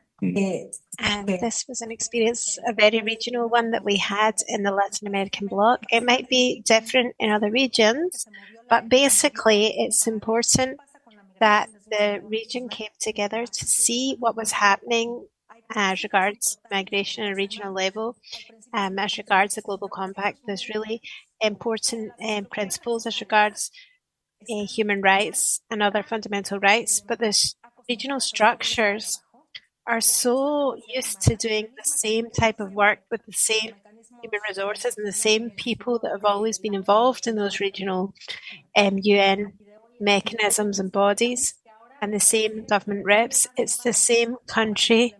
It's the same people that now have to do more work for the implementation of the Global Compact, the same resources. And the reality is that there wasn't genuine participation on the part of civil society in America on this, trying through different organizations, the ILO, the IOM, etc., we're trying to implement these structures. And so we're trying to generate new processes, existing ones, so as to be able to really come up with an evaluation of the Global Compact. Because what happened with the regional reviews, we basically looked at states' accounts. We want to know what their priorities are. We want to know what the real political agenda is, not just what they put on paper. And that's why, in terms of civil society, we want to really work for and with migrants. And the last point, to do with all the different inputs and feedback that we're having at a regional level, how is that working on a global level? In past experience, everything that was done in Latin America, at least in the cards of the region, we don't know how it was reflected in the overall global report, and we didn't ever find out how all of the different states in Latin America, there's not a single champion state that's implemented anything in civil society level regional. We don't know really how these mechanisms are working. That's why we have to find out. We've got people on the ground and we want to really compare experiences, Latin America, Asia, Africa, with experiences in the global north. And what we're basically saying is thanks for these advice, thanks for these practices. However, it is important to focus on diversity of language. It doesn't work to just have working documents in English. Spanish is also necessary in our region, and we need the gender diversity point of view. Thank you so much. Thank you very much. We were planning to wrap it up here, but we do have a hand from the Tajikistan team, and I'm concerned that it might be too late for them, because it's a bit late there. So we would just like them, if they want to intervene at this point on Zoom quickly, if the hand was intentional. GCM Tajikistan team. Yes. Спасибо. Спасибо, уважаемые коллеги. Thank you very much, dear colleagues. Thank you. Yeah. Hello. Таджикистана. У меня два вопроса к спикерам. Во-первых, большое спасибо всем спикерам Thank you very much, and thank you to all speakers for their excellent presentations. И вопрос первый к спикеру, который говорил о том, Question number one to the speaker who was не то, что это школа строили мигранты, это школа. Talking about the school built by the migrants. As far as I could understand, the school was not built according to appropriate standards. Very often when migrants arrive and work in the construction sector, very often or on a regular basis, any facilities that have been built are usually approved and accepted by a special state committee. And therefore, it wouldn't be correct to blame the migrants for the low quality of their construction work. It is very important to delegate and to hold responsible the state structures that approve the final outcome of the construction process. And the second question, is there a cooperation mechanism that previous speakers have been talking about at the regional level? Thank you. Thank you for the questions. I think that we're gonna, unless there's an immediate response, I will hand it all that I see from the floor. We'll hand it off back to Amar and maybe Monamit on some of the general issues that were raised on the process and whatever you can respond to. And then don't forget, we do have a second session after discussion because we're now keeping you away from coffee. So Amar, do you want to start? I mean, just as general reflections, and then of course, Monamik will complement. I mean, a lot of these points are extremely valid, and we've been discussing them, and I agree that some of them have been discussed also previously. This was mentioned, and maybe they get watered down, and then we have to raise them again. And definitely the fact that the statistics were mentioned also about 37% of migrant workers, migrant workers receive 37% less for the same jobs, and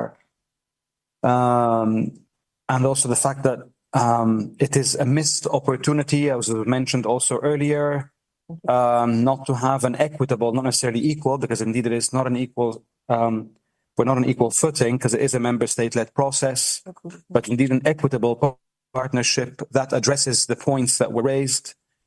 A shrinking space, yet at the same time we are too diverse to be represented by one or two partners. There are existing laws that have been adopted recently, yet they're not spoken about and not voiced, and in fact even pushed back in the documents, although they exist in law. So all these are very, very good and very valid points, and I don't think anyone can really contest with those. The only thing that I perhaps might even add from my side is mentioned that the more that people, move because of development or because they don't have employment in their country of origin. And therefore, we need to have development in countries of origin so that people don't leave. That's the only comment maybe that I will maybe challenge a little bit, because indeed migration impacts development, but also development impacts migration.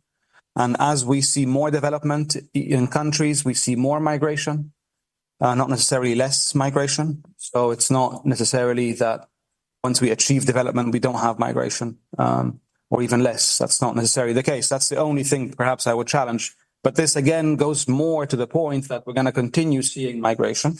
We're going to continue seeing people on the move, and and therefore all the points that were raised need to be addressed in a collective manner. Now, I don't know necessarily how to go about this. I don't have an answer as such, but what we can do is learn from other examples, and one of those examples was also mentioned by one of the speakers today, which is perhaps having and I'm trying to look at my notes here, having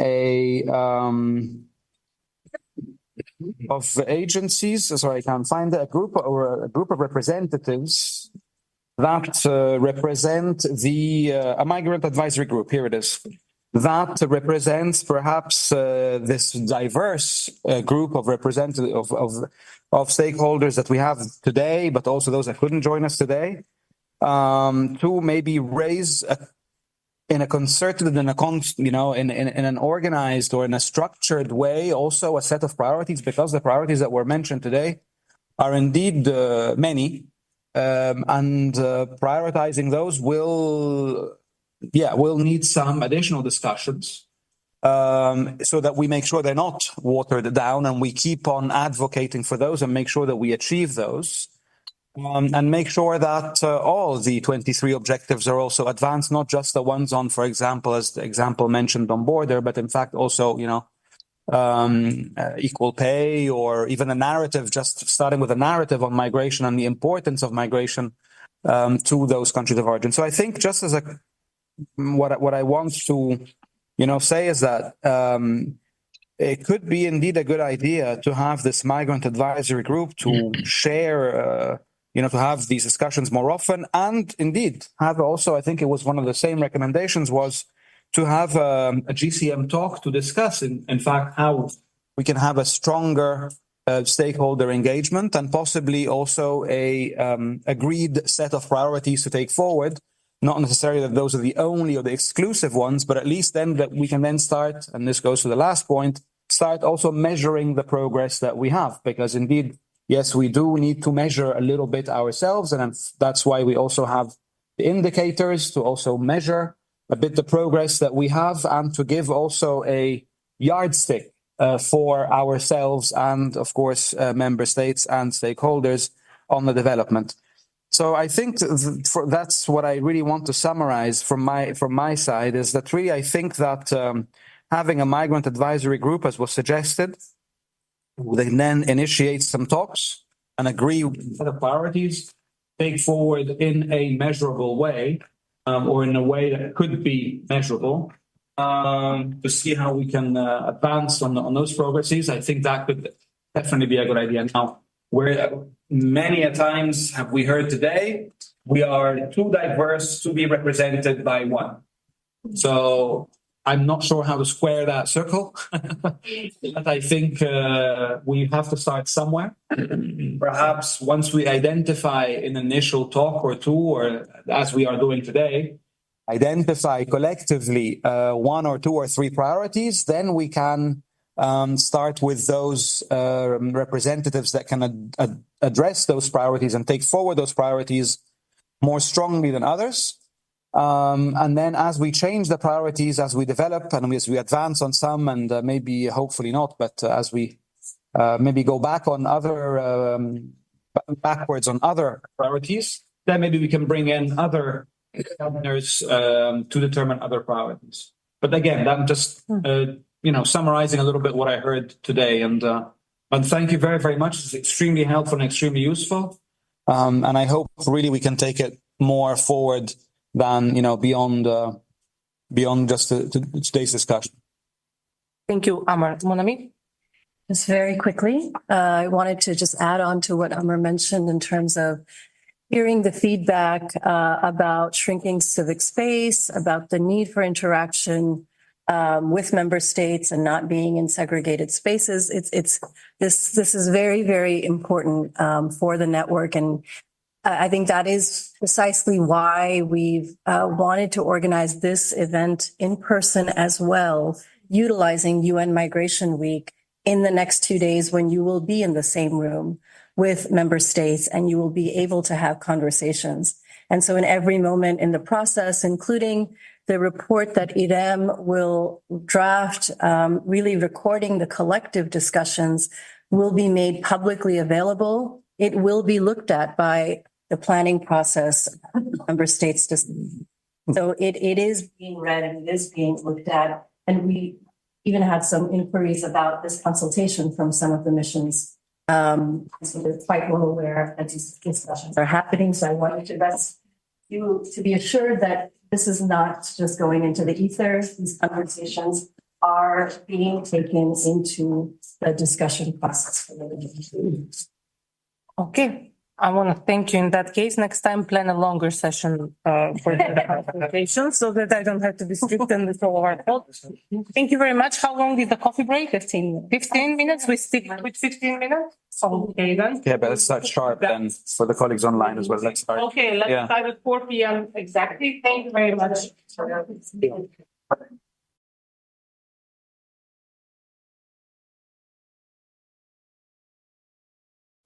Making your way back to your seat so we can start promptly so we can hear from as many people as possible. Thank you. Yeah, I love all of the. I don't need my. Fenomenal. Muy bien. Vale. Yes. Gracias. One thing I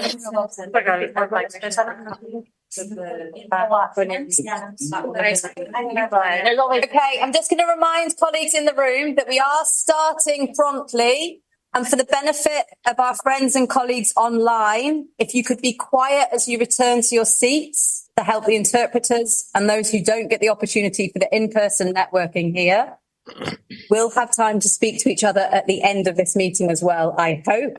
I hope we'll be able to leave that underground lightless room to do that. So there will be time for that.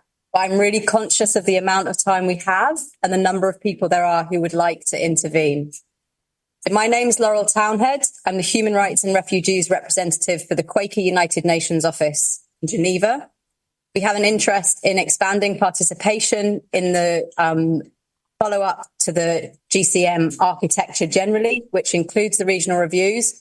And for those of you in the room, we have some briefing papers about that at the side of the room, and we can share links in the chat at some point for others who are not in the room.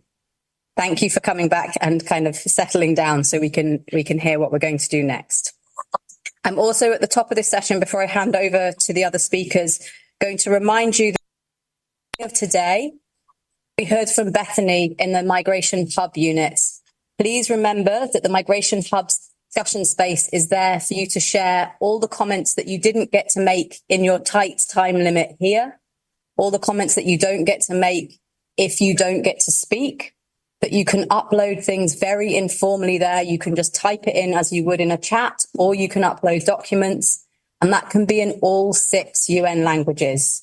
So whilst there are limits on the time that we have here together and the time we have for preparing generally for the regional review, the discussion space on the hub is a way of expanding that space. Do use it, do engage with it, do engage with each other's input into it. And with that said, I'm going to hand over for the opening of session 2 to Aslak Solomsmoen from UNHCR, who's one of the leading agencies for this session, for this thematic session during the regional review. Aslak. Thank you very much, Laurel. I don't know if I need a microphone closer. Yes. Everybody hear me proper. A big flow. Thank you. Okay. So session 2, we look at GCM objectives 4, 8, 9, 10, 11, 13, and 21. And we'll dive into what they are in a moment.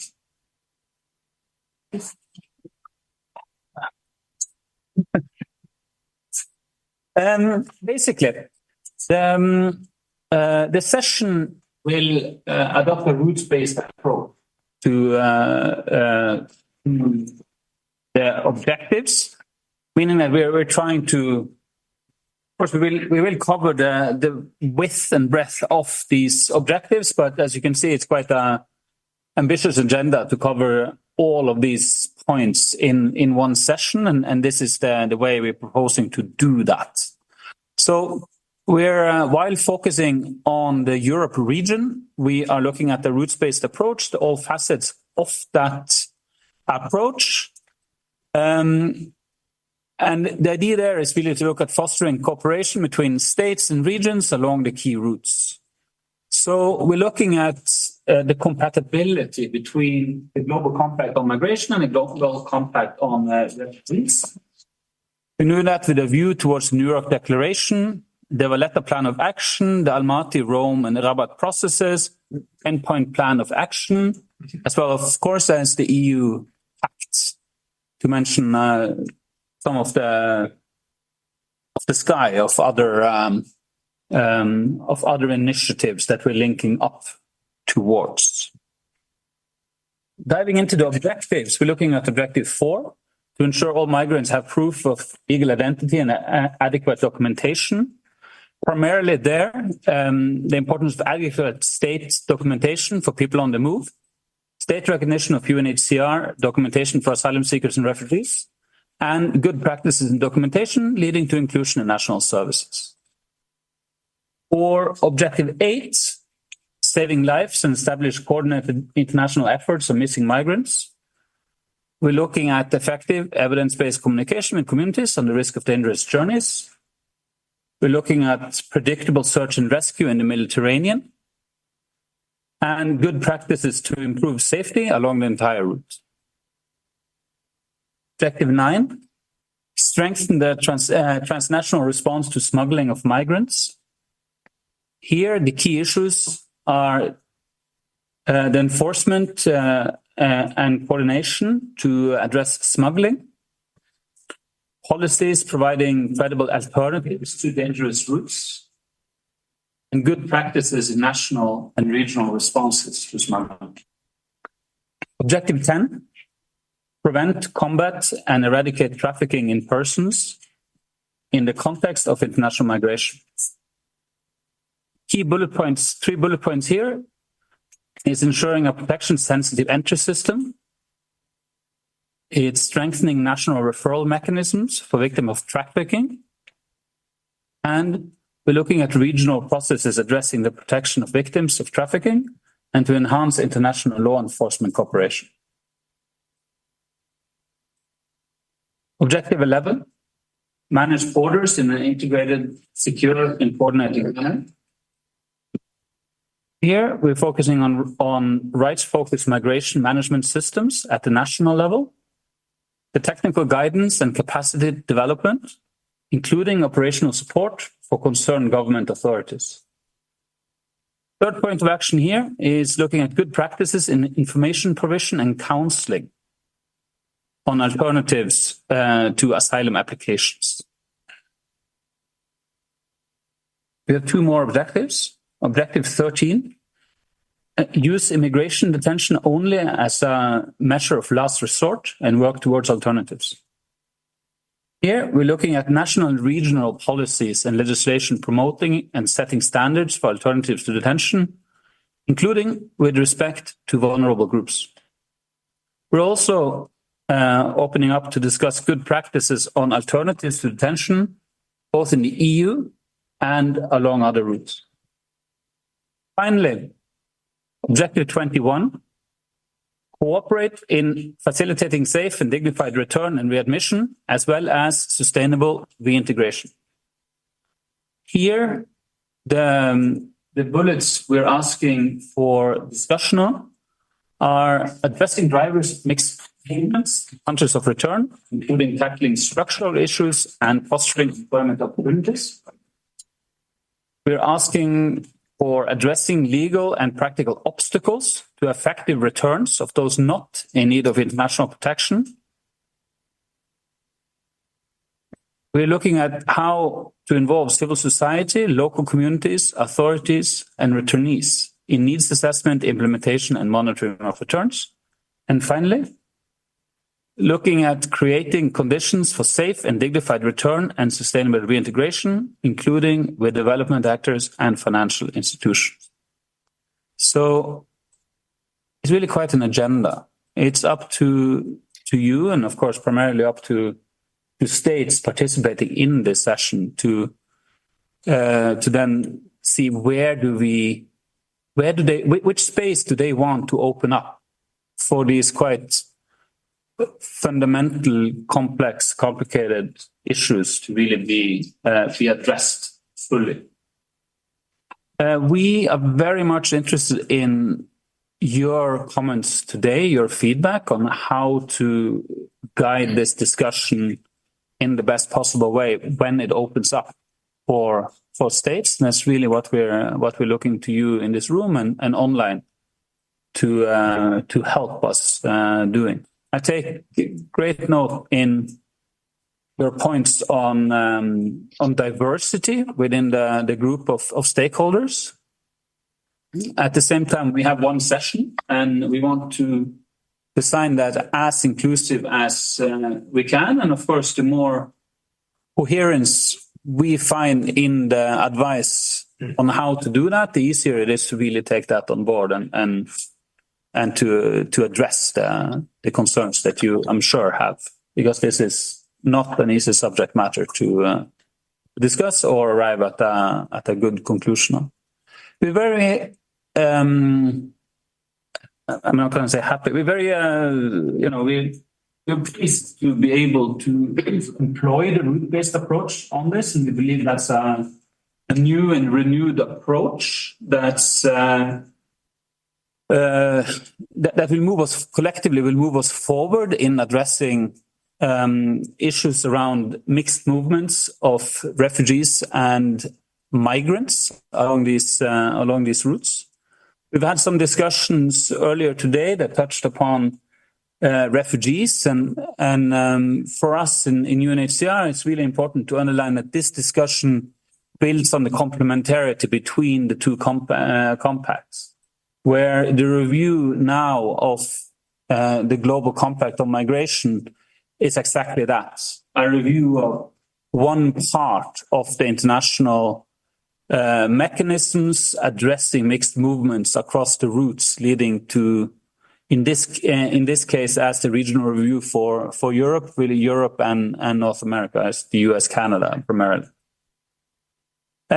So with that, I won't hug the microphone much longer and really open the floor and look forward to hearing from all of them. Thank you very much. Thank you, Aslak. And we're going to hear next from Michelle Lavoie from PCOM, from the Platform for Cooperation on Undocumented Migrants, as our discussion starter. Michelle. Thank you. So I wanted to organize this input answering some of the guiding questions for discussion that we all received in the concept note. So I have 3 points that are kind of answering the 3 questions, and then the 4th one is a question for all of us. So the first one was, what are some promising practices and achievements on these particular GCM objectives that we've just heard about and how they're being implemented into the region? So I wanted to give some examples of this just to spur thought and also to hear how this might resonate. I'm mainly speaking on the Europe region, for the North America region, Central Asia region. So the first one I want to highlight is the Temporary Protection Directive. This has come up in the past discussion about 3 or 4 times, for good and for bad. So the good is, this is what I wanted to start with. And actually all of these examples here, I wanted to highlight how they resonate with Objective 11, which is borders, and Objective 5, which is from the previous session on regular pathways. So kind of jumping in between the 2 sessions, if that's not a problem. The Temporary Protection Directive is an EU directive from the year 2001, which had never been activated until February 2022. And what is interesting from the policy, I guess, point of view is that according to Eurostat, as of November 30th, 2023, 4.27 million non-EU citizens who fled the Ukraine had temporary protection in the EU member states. So in and of itself, this is the biggest regular pathway, probably, the EU has seen in a long time. And then on the flip side, this is what we heard in the last discussion. We heard maybe a little bit, well, we've seen the racial disparity in people who could benefit from this directive. So third country nationals leaving the Ukraine were not prioritized, even though they could have benefited from it. Roma from the Ukraine were racially profiled. It was difficult for them to get that. The status itself only runs until March 2025. What will happen with 4.27 million people then? It's a question. We're all working on that now in the EU. Why didn't this directive get activated in 2015 when people were fleeing Syria, Afghanistan? Why was it only activated now? And we heard also from someone online, why is it easier to find jobs, to find houses, to find accommodation for people with this status than all the other asylum seekers and migrants who've been asking for the same things for years? So we have to look at this as an example from many different areas, but it is an example. And one I think we have to compare with the US temporary protective status. We've been thinking about this for some time. How does this compare? The US, it would be interesting to hear maybe in the discussion afterwards. The second example I want to give is the regularization scheme from Ireland. So we heard in the previous session about the regularizations in Portugal and Italy in the pandemic. This regularization scheme in Ireland was from January to July 2022. Not a huge one. Colombia is still the biggest one in the world with more than 1 million migrants who are regularized. So in Ireland, it was nearly 5,000 applications were granted, 80% of total applications. But it's interesting because it was truly multi-stakeholder to actually get to the regularization and to implement it with civil society. The third example is the single permit directive. This is one of the numerous files at the EU level, which is being wrapped up because all of the MEPs will be changed or newly elected, or new ones will come in June or May of this year. And the European Commission will change. So there's a lot of files that had a big push to see how we can close all of those so that the current institutions can have them in their capacity. This is one of them. So in December, on Migrants' Day, on December 18th, political agreement. This is one of the more promising ones. And I wanted to highlight this because we're following the last session on labor. One of the political agreements is that there would be a right to change employer so that the worker would not be tied to an employer who's exploited or abusive. And this is something that it still has to be approved, but something that's promising. And the fourth one is alternatives to detention. And I think Carolina from IDC will speak afterwards to give numerous examples. But we've seen with the European and Alternatives to Detention Network that there are many solutions which are allowing people to stay in the community and that allow case management. And I think we'll hear some of those examples, maybe from Bulgaria, Poland, and Cyprus. So the second point is, what are some of the gaps and challenges in the implementation of these various objectives? The first one I would say, and this is kind of a leitmotif that I think we hear constantly here, but also in North America, is that immigration enforcement supersedes other policy objectives. So here again, I want to think again about objectives 11 and 9, which is on smuggling. And here I want to draw on another objective, which we will probably talk about, I think, in February, but which is access to services, objective 15. But the reason why I want to bring it up here is because immigration enforcement is impeding objective 15. And I want to give 2 examples. Germany has healthcare provision for undocumented migrants. They can get the same access of healthcare as asylum seekers, but officials have to report them. And so this is paragraph 87 of their Foreigners Act. And Germany submitted a report in 2021 to CEDAW saying that they could not change this article because it would restrict the criminal prosecution and render meaningless the criminal offense of staying in the territory without the required permit. So Germany is one of 25 EU member states that has legislation which punishes people if they're undocumented. So Germany told CEDAW that law is more important than healthcare. And that's what they said in 2021. At the end of 2021, Germany had a new coalition government. And the new coalition government said, in their agreement, we'll change that. We don't want this duty to report. And still in 2023, CEDAW says Germany still has no intention of abolishing this duty to report. So the reason why I bring this up here is because Objective 11 or Objective 9 seems to have more importance than Objective 15. We see this in Sweden and Finland. In the past year, both of the right-wing coalition governments have said that they will also develop a duty to report. So these are unfortunately some examples from other areas.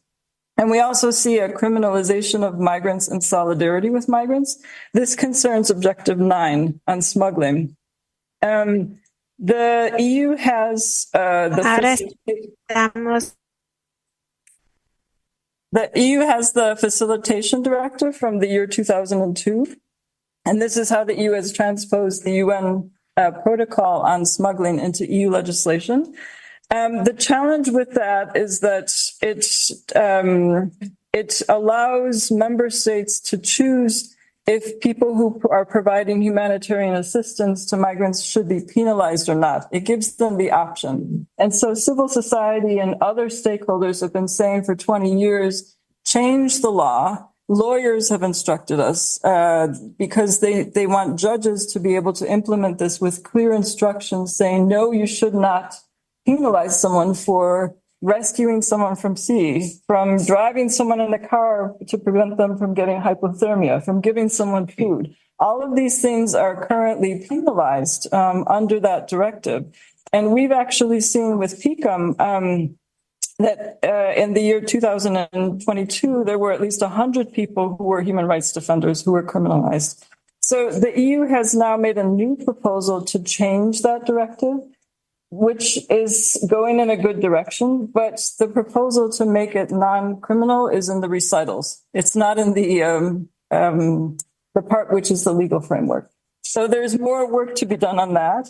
But we also should note that, and sadly enough, there are many organizations and individuals themselves who still are penalized. And one is the organization KISA in Cyprus, which has had cases against the organization, the director, for 10 years.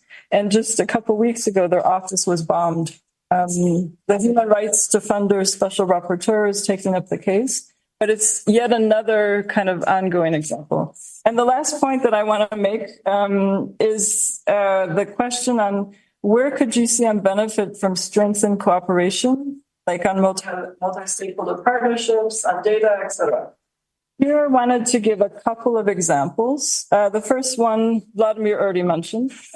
So this here is really interesting. They have it soon in English. He mentioned it before. But there were 5 Spanish NGOs who developed indicators for the GCM. And when Idem was mentioning the indicators process with the network, I was thinking, hopefully it won't be the same thing said twice. Hopefully it'll be different because the Spanish NGOs have already. But these are very interesting indicators on basically all these objectives. The second example is currently in the EU, DG Research of the European Commission is funding 7 research consortia on irregular migration. It's a huge, huge development because of these 7 research consortia, there's 75 partners involved. So from research institutes, stakeholders, et cetera. There's one that's on estimates and regularization. So estimates of undocumented called MIRAM. And MIRAM will develop a handbook on regularization. So this will be interesting for us to look at because it will be multi-stakeholder. And the other 6 all have one-word acronyms, which I'll share with you afterwards. They're called MORE, FAIR, and GAPS, the 3 of readmission. So those might be interesting to follow up. The last example that I want to highlight is the city initiative on irregular migration. It's called CMISE. It's coordinated by Compass from the University of Oxford. And CMISE has updated its guidance for municipalities. Some municipalities in the Netherlands have a project with the national level government on this area, so on return, where they're giving case management and legal advice and support from the city perspective. So it's interesting to look at that. And just to finalize, the question that I want to ask is a kind of a question following this one. So this question is, what are some of the key areas of progress, challenges, and opportunities on the implementation of the GCM in the region you would like member states to discuss during the regional reviews?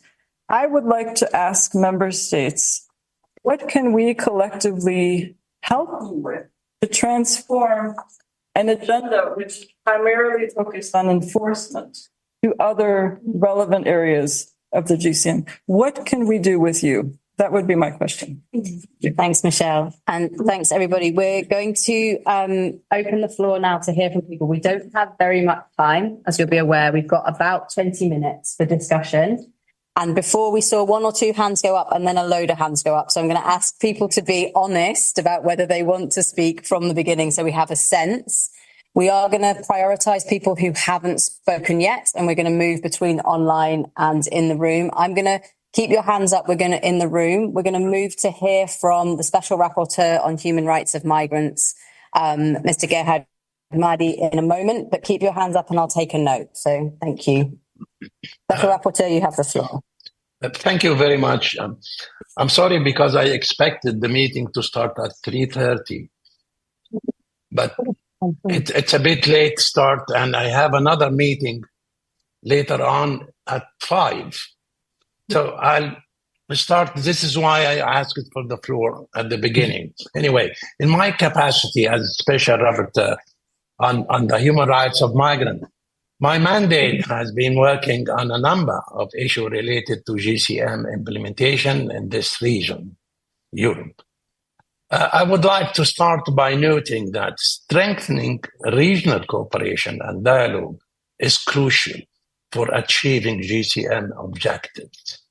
Its authorities rest on collective and joint implementation, follow-up and review. These include reducing vulnerabilities in human mobility, saving the lives of migrants and preventing their death through individual and joint search and rescue operations.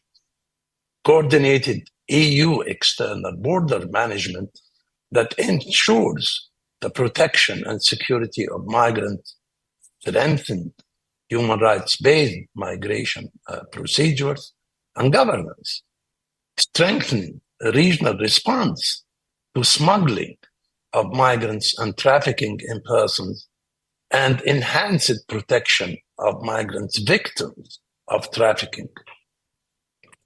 Enhancing the availability and diversity of pathways for safe and regular migration.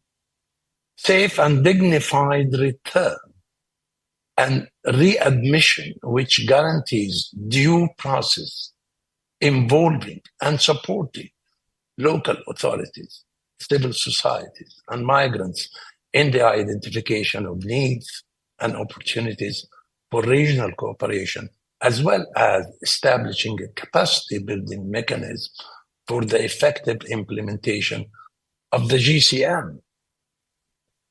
Further to the last regional review, my mandate continues to receive concerns and information on this region, including pushbacks, forced returns of migrants at risk of torture and irreparable harm, lack of individualized and objective assessment, arbitrary and collective expulsion on land and at sea, externalization of border procedures, migration agreements which raise human rights concern, increased surveillance and search, lethal force and ill treatment by law enforcement and security personnel, deterioration of reception centers, eviction of migrants leading to homelessness, food insecurity, deportation of victims, as well as threats. And this is very important, the threats against human rights defenders and migrants organizations. As the new pact on migration and asylum enters its final crucial stage, special procedure mandate holders, including myself, shared comments and observations on the pact last month on the potential risk and negative impact on the human rights of migrants and asylum seekers, including children and those in vulnerable situations.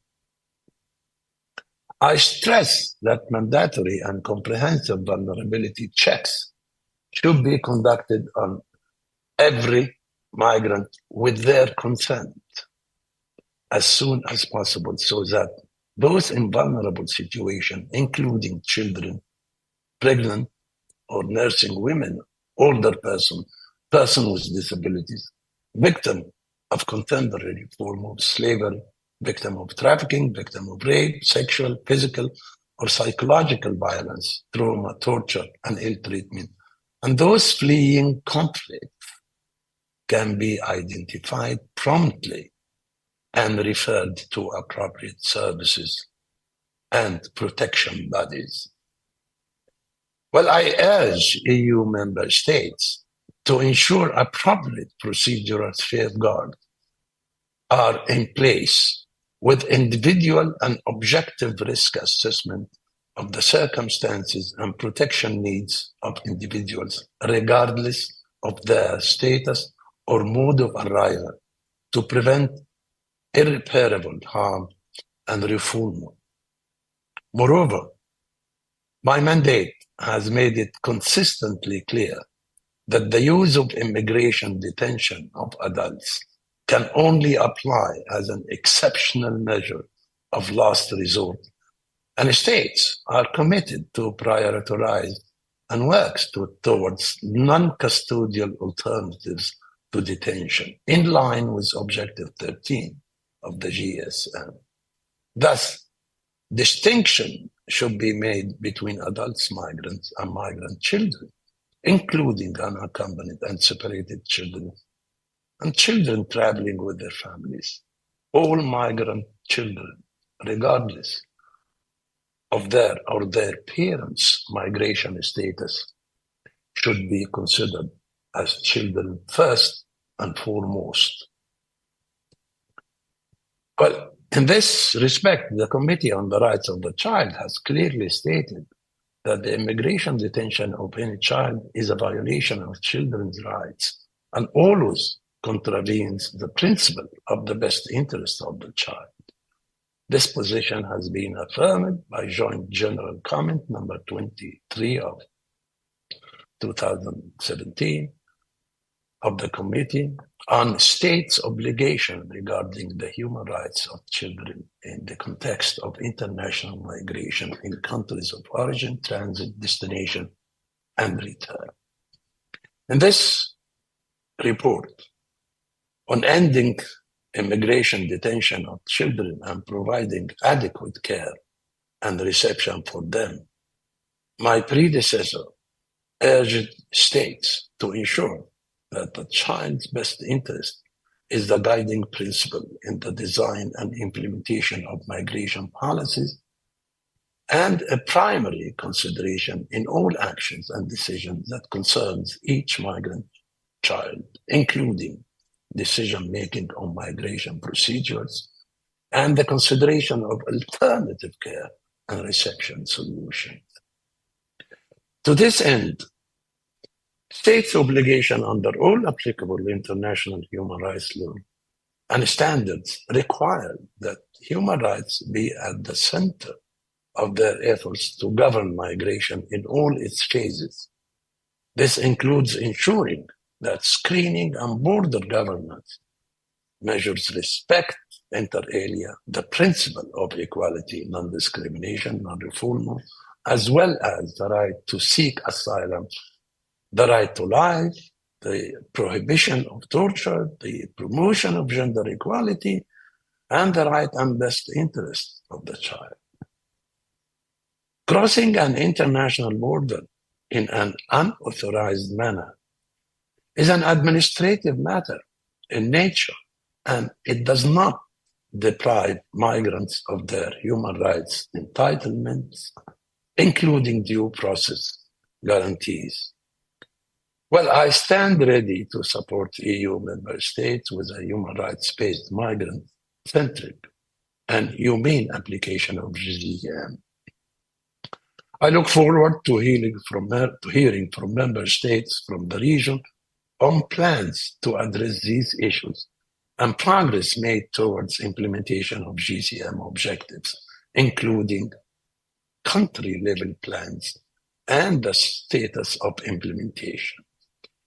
Thank you very much for your time and attention. Thank you very much, Special Rapporteur. We're going to do a mix of those who had asked to take the floor in the previous session and hadn't been able to yet, and then those who are in the room. So I'm going to ask Elizabeth Kwan to take the floor first, followed by Raquel Fernandez from the IFRC, and then we'll come to speakers in the room. Thank you. And I'm just going to ask you to be brief because we have a lot of hands up. So. Right. All right. Hello, everyone. I'm Elizabeth Kwan. I'm from the Canadian Labour Congress. And I just want to say a few words. This is my first time in this forum. I want to thank you for the invitation. I agree with many of the comments that were made before in the previous session. I think that, given the global disruptions and global inflation and climate change, we all have a responsibility to actually address the issue of migration,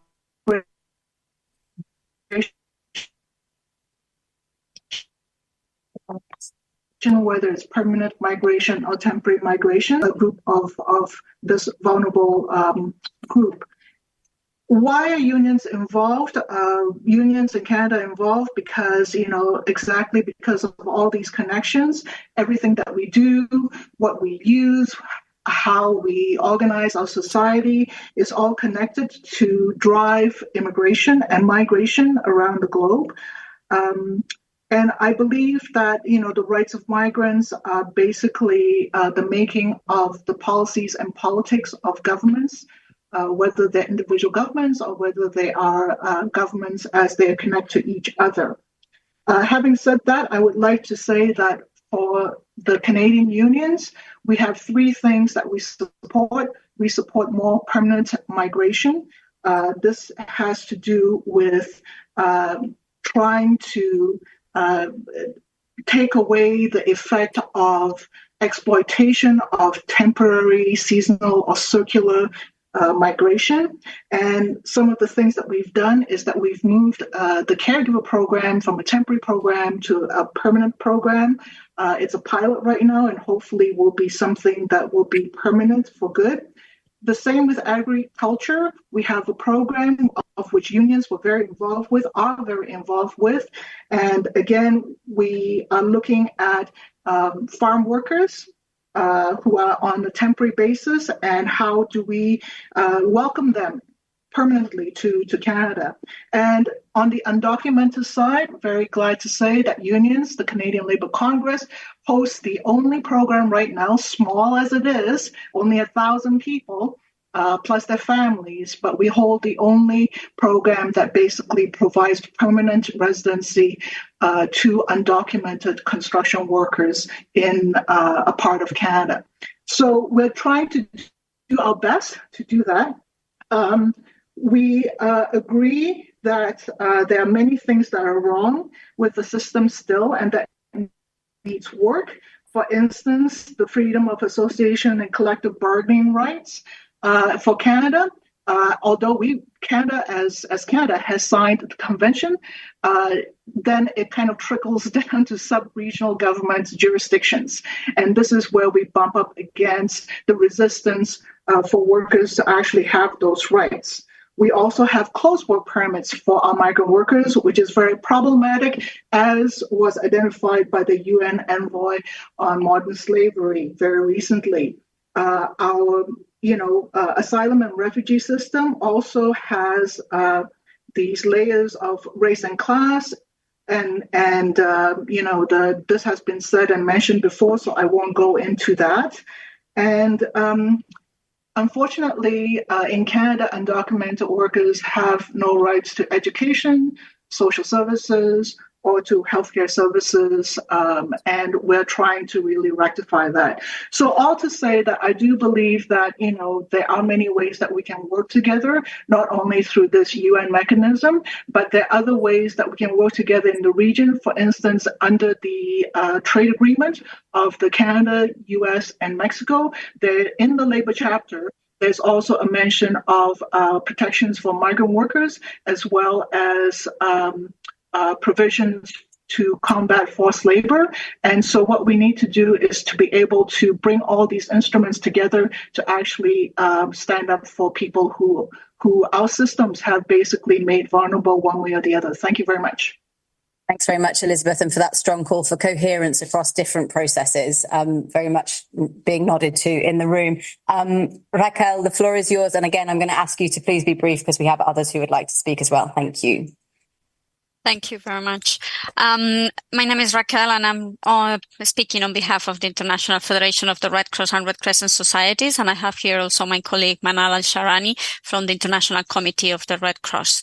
After discussing with our Red Cross, Red Crescent national societies in the region, we would like to recognize some of that progress and some of those good practices made, but also to highlight some of those challenges that we are witnessing.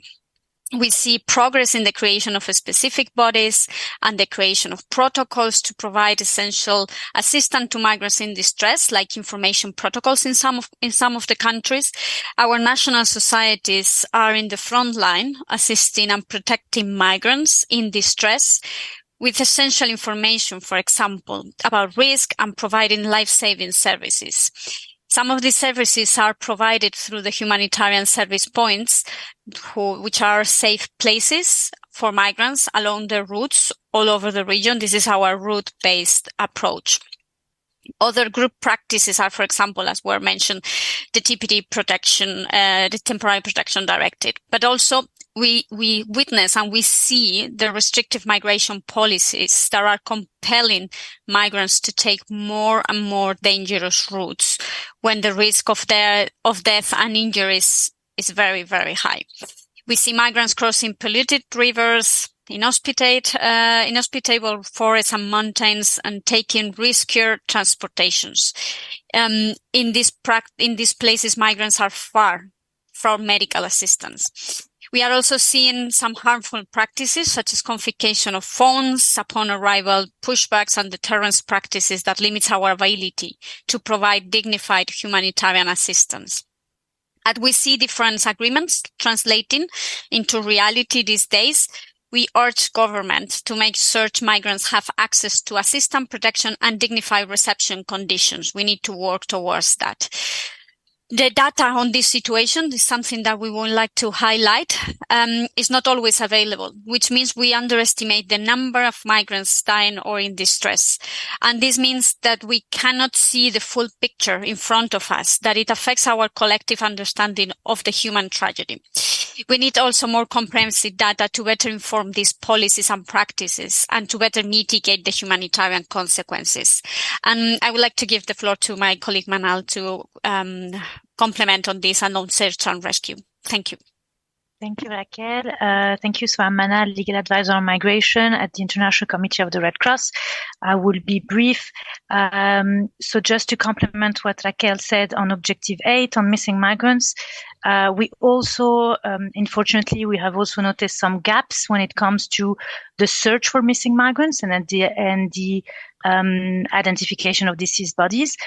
So we see that usually national authorities are not really willing to carry out search for missing migrants, including when they do benefit, when they do have a missing person unit. within the state's institutions. And they're also not willing to identify deceased bodies. I mean, there's a reluctance from the authorities, including prosecutors, to identify missing bodies. For instance, in some cases, prosecutors would be reluctant to order a pre-examination of the deceased bodies.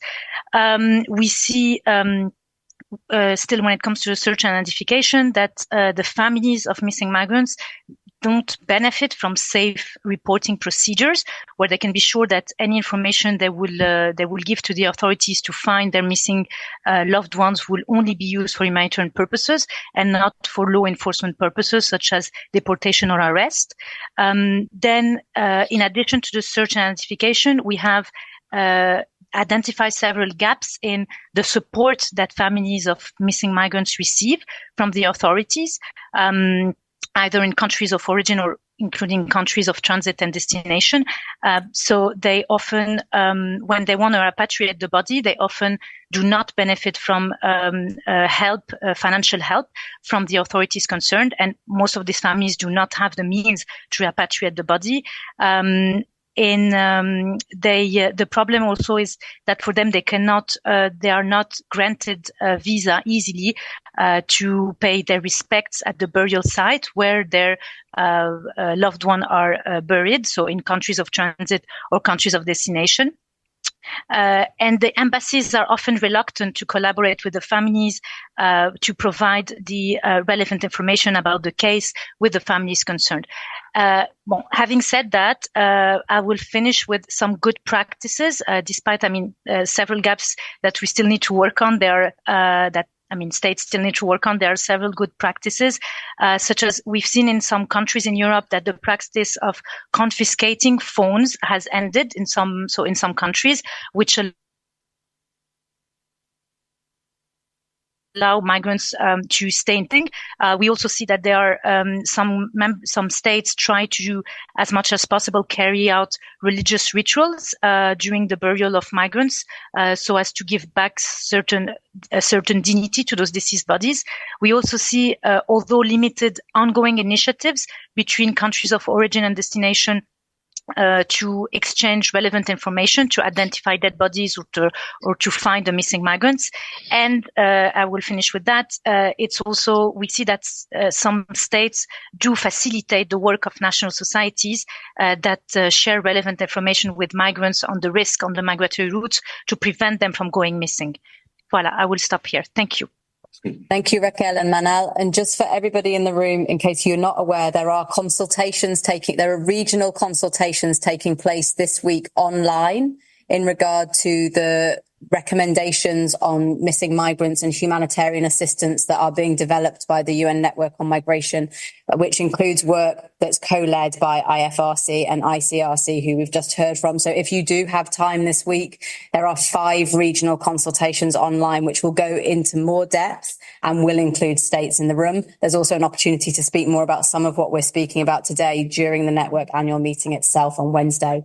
I'm going to take 2 speakers from the room now. I'm going to take our friend in blue and then our friend along the side there. And then we're going to come back to the online participants if we can. Thanks, Laurel, and thank you so much for organizing this. I don't know if I'm close to the mic.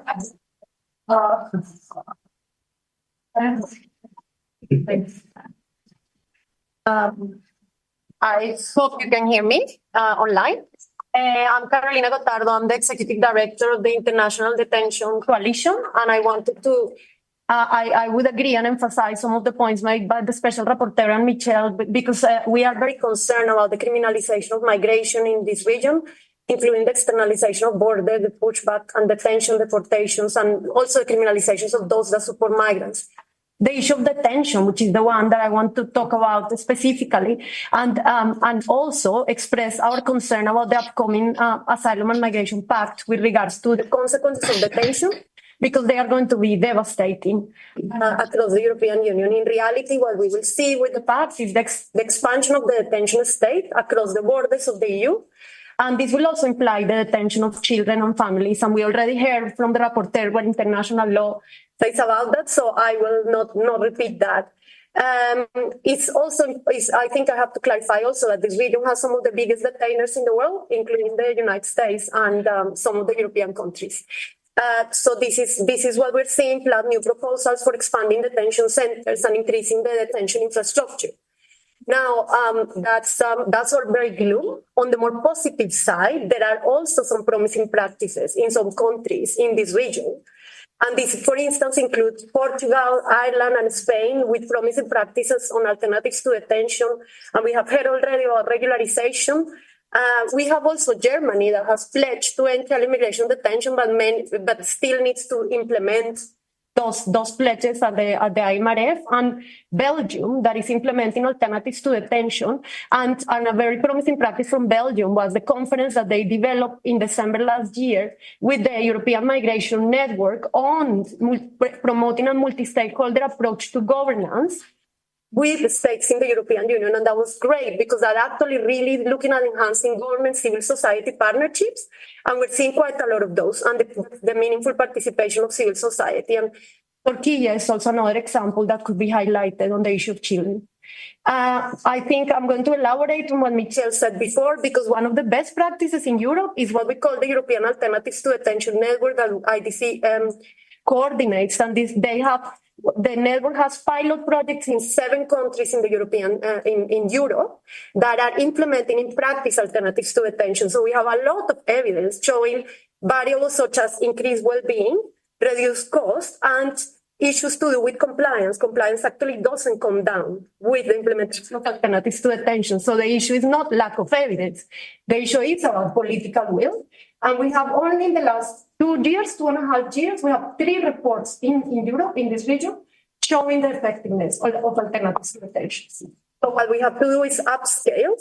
The other good example that we're seeing is, I said before, government civil society partnerships, and also the work with the local authorities. And here in the area of alternatives to detention, we're seeing countries such as regions and authorities such as Ghent, Catalonia, Torino, Rome, that are doing fantastic work in this region with regards to alternatives to detention and other different areas.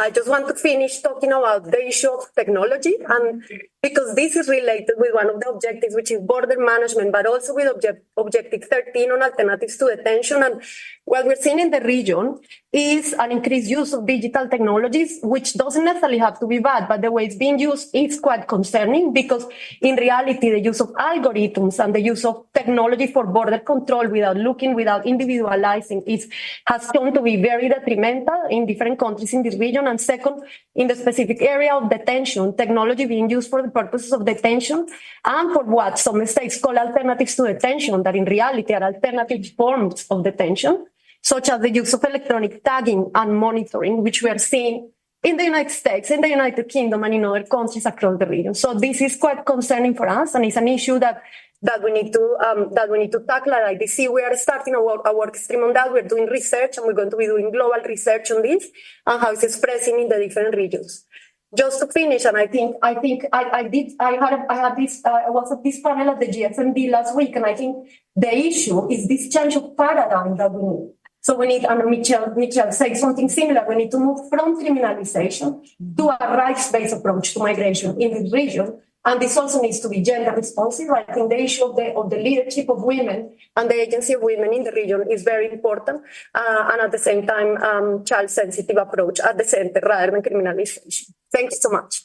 Thank you so much, Carolina. We're going to move to our colleague in the room here, and then we're going to hear from the GCM team in Tajikistan, because that's multiple people in the same space and not the same person speaking again. And then we're probably going to have to wrap up at that point with thanks to our closing speakers who have both ceded quite a lot of time to enable more speakers to be able to speak. So please introduce yourself. Thank you. Can you hear me? Is everything okay? With the mic, be okay. Bring it just closer to you and in front, like directly in.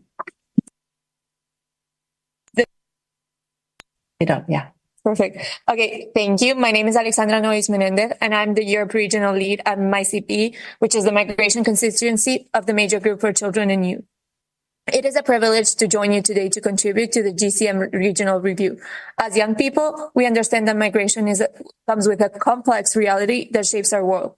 We are the first generation to grow in a globalized world where borders are increasingly penetrated penetratable, and people from all walks of life are interconnected.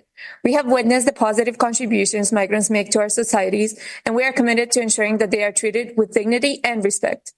The world is undergoing profound transformations, and the movement of people across borders is a significant aspect of this global change. Almost 3 million migrants have crossed the borders of the Mediterranean, African region, Latin America, Asia, and in order to reach North America and Europe. The world has veiled migrants across the globe, and we need to acknowledge that the Mediterranean Sea has turned into an actual graveyard. A graveyard perpetrated by the very same actors that we come praising every day. The US-Mexico border, the Western Balkans, and the Mediterranean routes have experienced the highest influx of migrants, becoming increasingly complex each year. Migration poses a significant challenge to the region that we must confront. However, migration is not merely a challenge to be addressed. It is an opportunity for positive transformation, cultural enrichment, and shared understanding. While there have been significant strides in regional collaboration on migration, we recognize that there remain gaps and challenges that hinder our collective efforts to manage migration effectively, humanely, and inclusively. Based on the outcomes of the regional discussions in the 4th Migration Youth Forum that MyCP hosted here on January 21st, one of the most pressing issues is the lack of comprehensive data on migration trends and patterns. Without this data, it is difficult to tailor policies to the specific needs of migrants and to evaluate the effectiveness of our current approaches. On the other hand, migrant youth in the region observe discrimination, racism, and xenophobia in media, populist rhetorics, exploitation, and marginalization. This underscores the importance of education as a priority, not just providing migrants and refugees their rightful education, but also promoting positive narratives. Addressing xenophobia raises a critical issue in MyCP's Innovation Lab during GFMD Summit. It is integral to creating an inclusive environment for youth to move in the region. Guiding our approach in the regional review process, MyCP has outlined essential priorities. Migrant trafficking takes precedence, with a focus on global safety measures. MyCP calls for a redefinition in education, embracing flexibility and improved accessibility, especially for females. Acknowledging the challenges of displacement, MyCP emphasizes the need for comprehensive support. Concerns are raised about the EU Migration and Asylum Tax Foundation and troubling detention practices in North America, emphasizing a more child-sensitive approach to safe migration. As regular pathways close, MyCP highlights the lack of clear information, often leading young migrants to a dangerous solo journeys. Finally, in addressing labor exploitation, MyCP underscores the crucial role of governments in creating an inclusive environment through supportive policies and managing legal aspects of migration. Supporting local associations with active young people is crucial in strategy in establishing safe spaces within communities. These associations, driven by the energy and enthusiasm of youth, play a vital role in creating an environment to foster inclusivity and security. However, a challenge arises when it comes to foreigners who face limitations despite their presence and potential contributions. Unable to vote and excluded for participation in dialogues, they miss opportunities to actively engage in shaping the local discourse. Addressing these limitations is essential for promoting a more inclusive and participatory community where local youth and foreigners residents can contribute to the establishment of safe and welcoming spaces. As we work towards creating a more just and equitable world for migrants and diaspora members, we must prioritize youth involvement in all policy processes. By actively engaging young people, we can ensure that policies are informed by their experiences, perspectives, and aspirations, leading to a more effective and inclusive solutions for migrants and diaspora communities.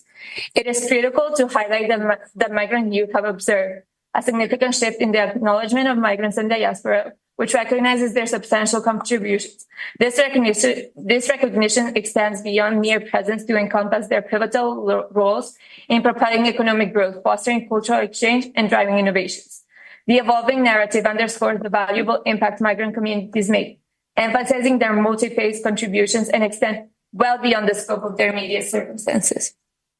This growing awareness reflects on a positive trend towards appreciating the diverse and enriching roles that migrant youth play in shaping societies and economies worldwide.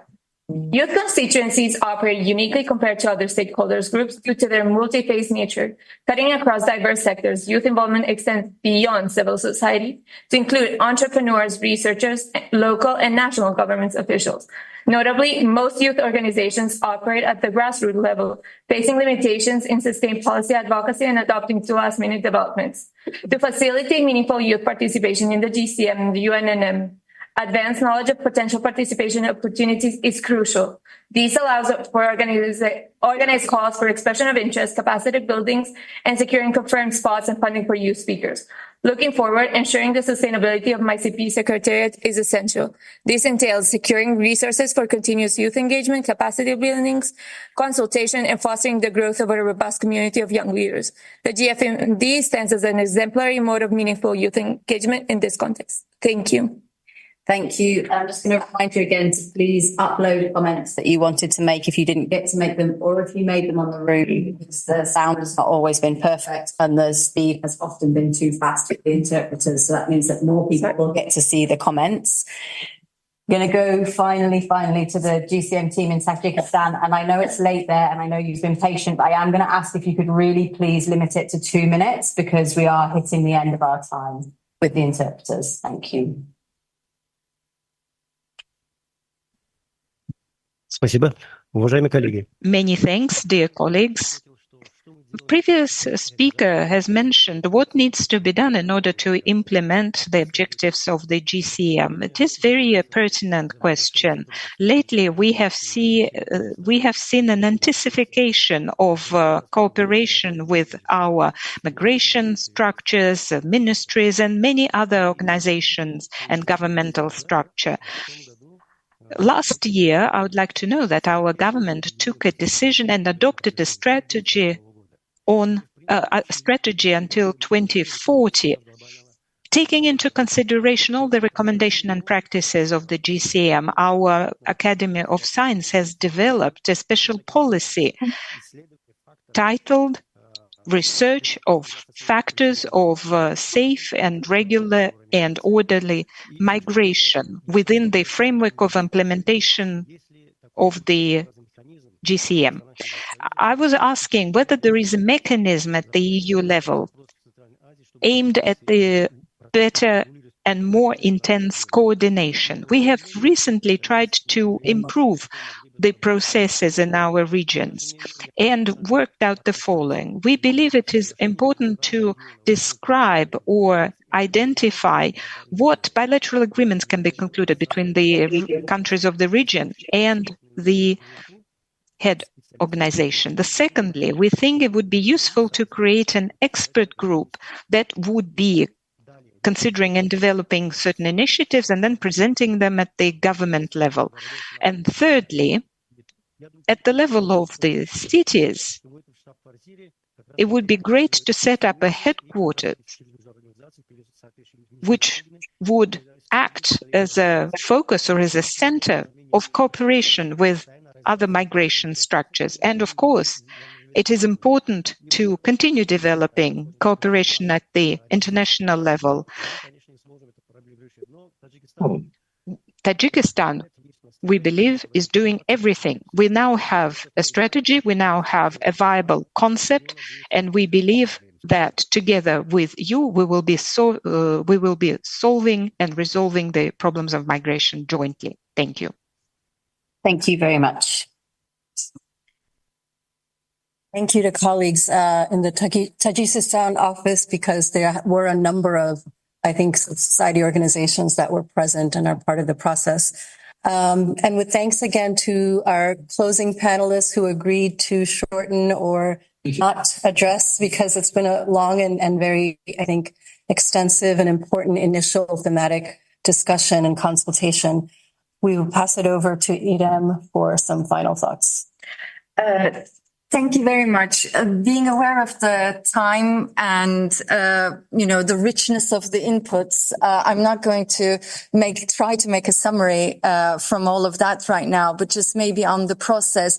the way I see the reports that will be produced out of these consultations would be to take the kind of example that was used in this first round of reviews, where actually rather than making a synthesis of what was said, trying to capture all the inputs and put them together so that we can relay what has been discussed. There were very important, some positive examples that are being used in the region. I think we need to really capture those to give to governments some initiatives to replicate, to multiply. But I think what's kind of overwhelmingly captures all the different issues in this region is this growing criminalization, growing xenophobia, and anti-migrant policies, which are impacting the types of pathways that are being developed or the lack of pathways for certain groups that are, leading to increased use of detention, violations at borders.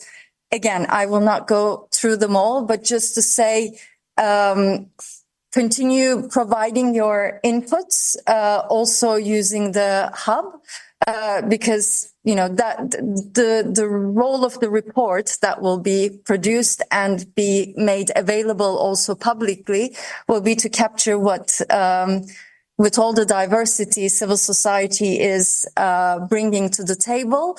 And I would second, it's not possible to say there's one representative from the civil society taking everyone's views to be it the regional reviews or the global level. We are all diverse. We all have different experiences. So we need to try to make sure all of that is captured and relayed, but also find different ways that we are all present and directly engaging with the governments. With that, I finish my intervention, and I don't know if there's anyone else to add. It's shared online that we will send information quite soon on the second thematic consultation that should take place in February, and it will be entirely online. Thank you very much for attending in person and online. We had almost the full participation that joined throughout the entire conversation. Thank you. Thank you. Thank you.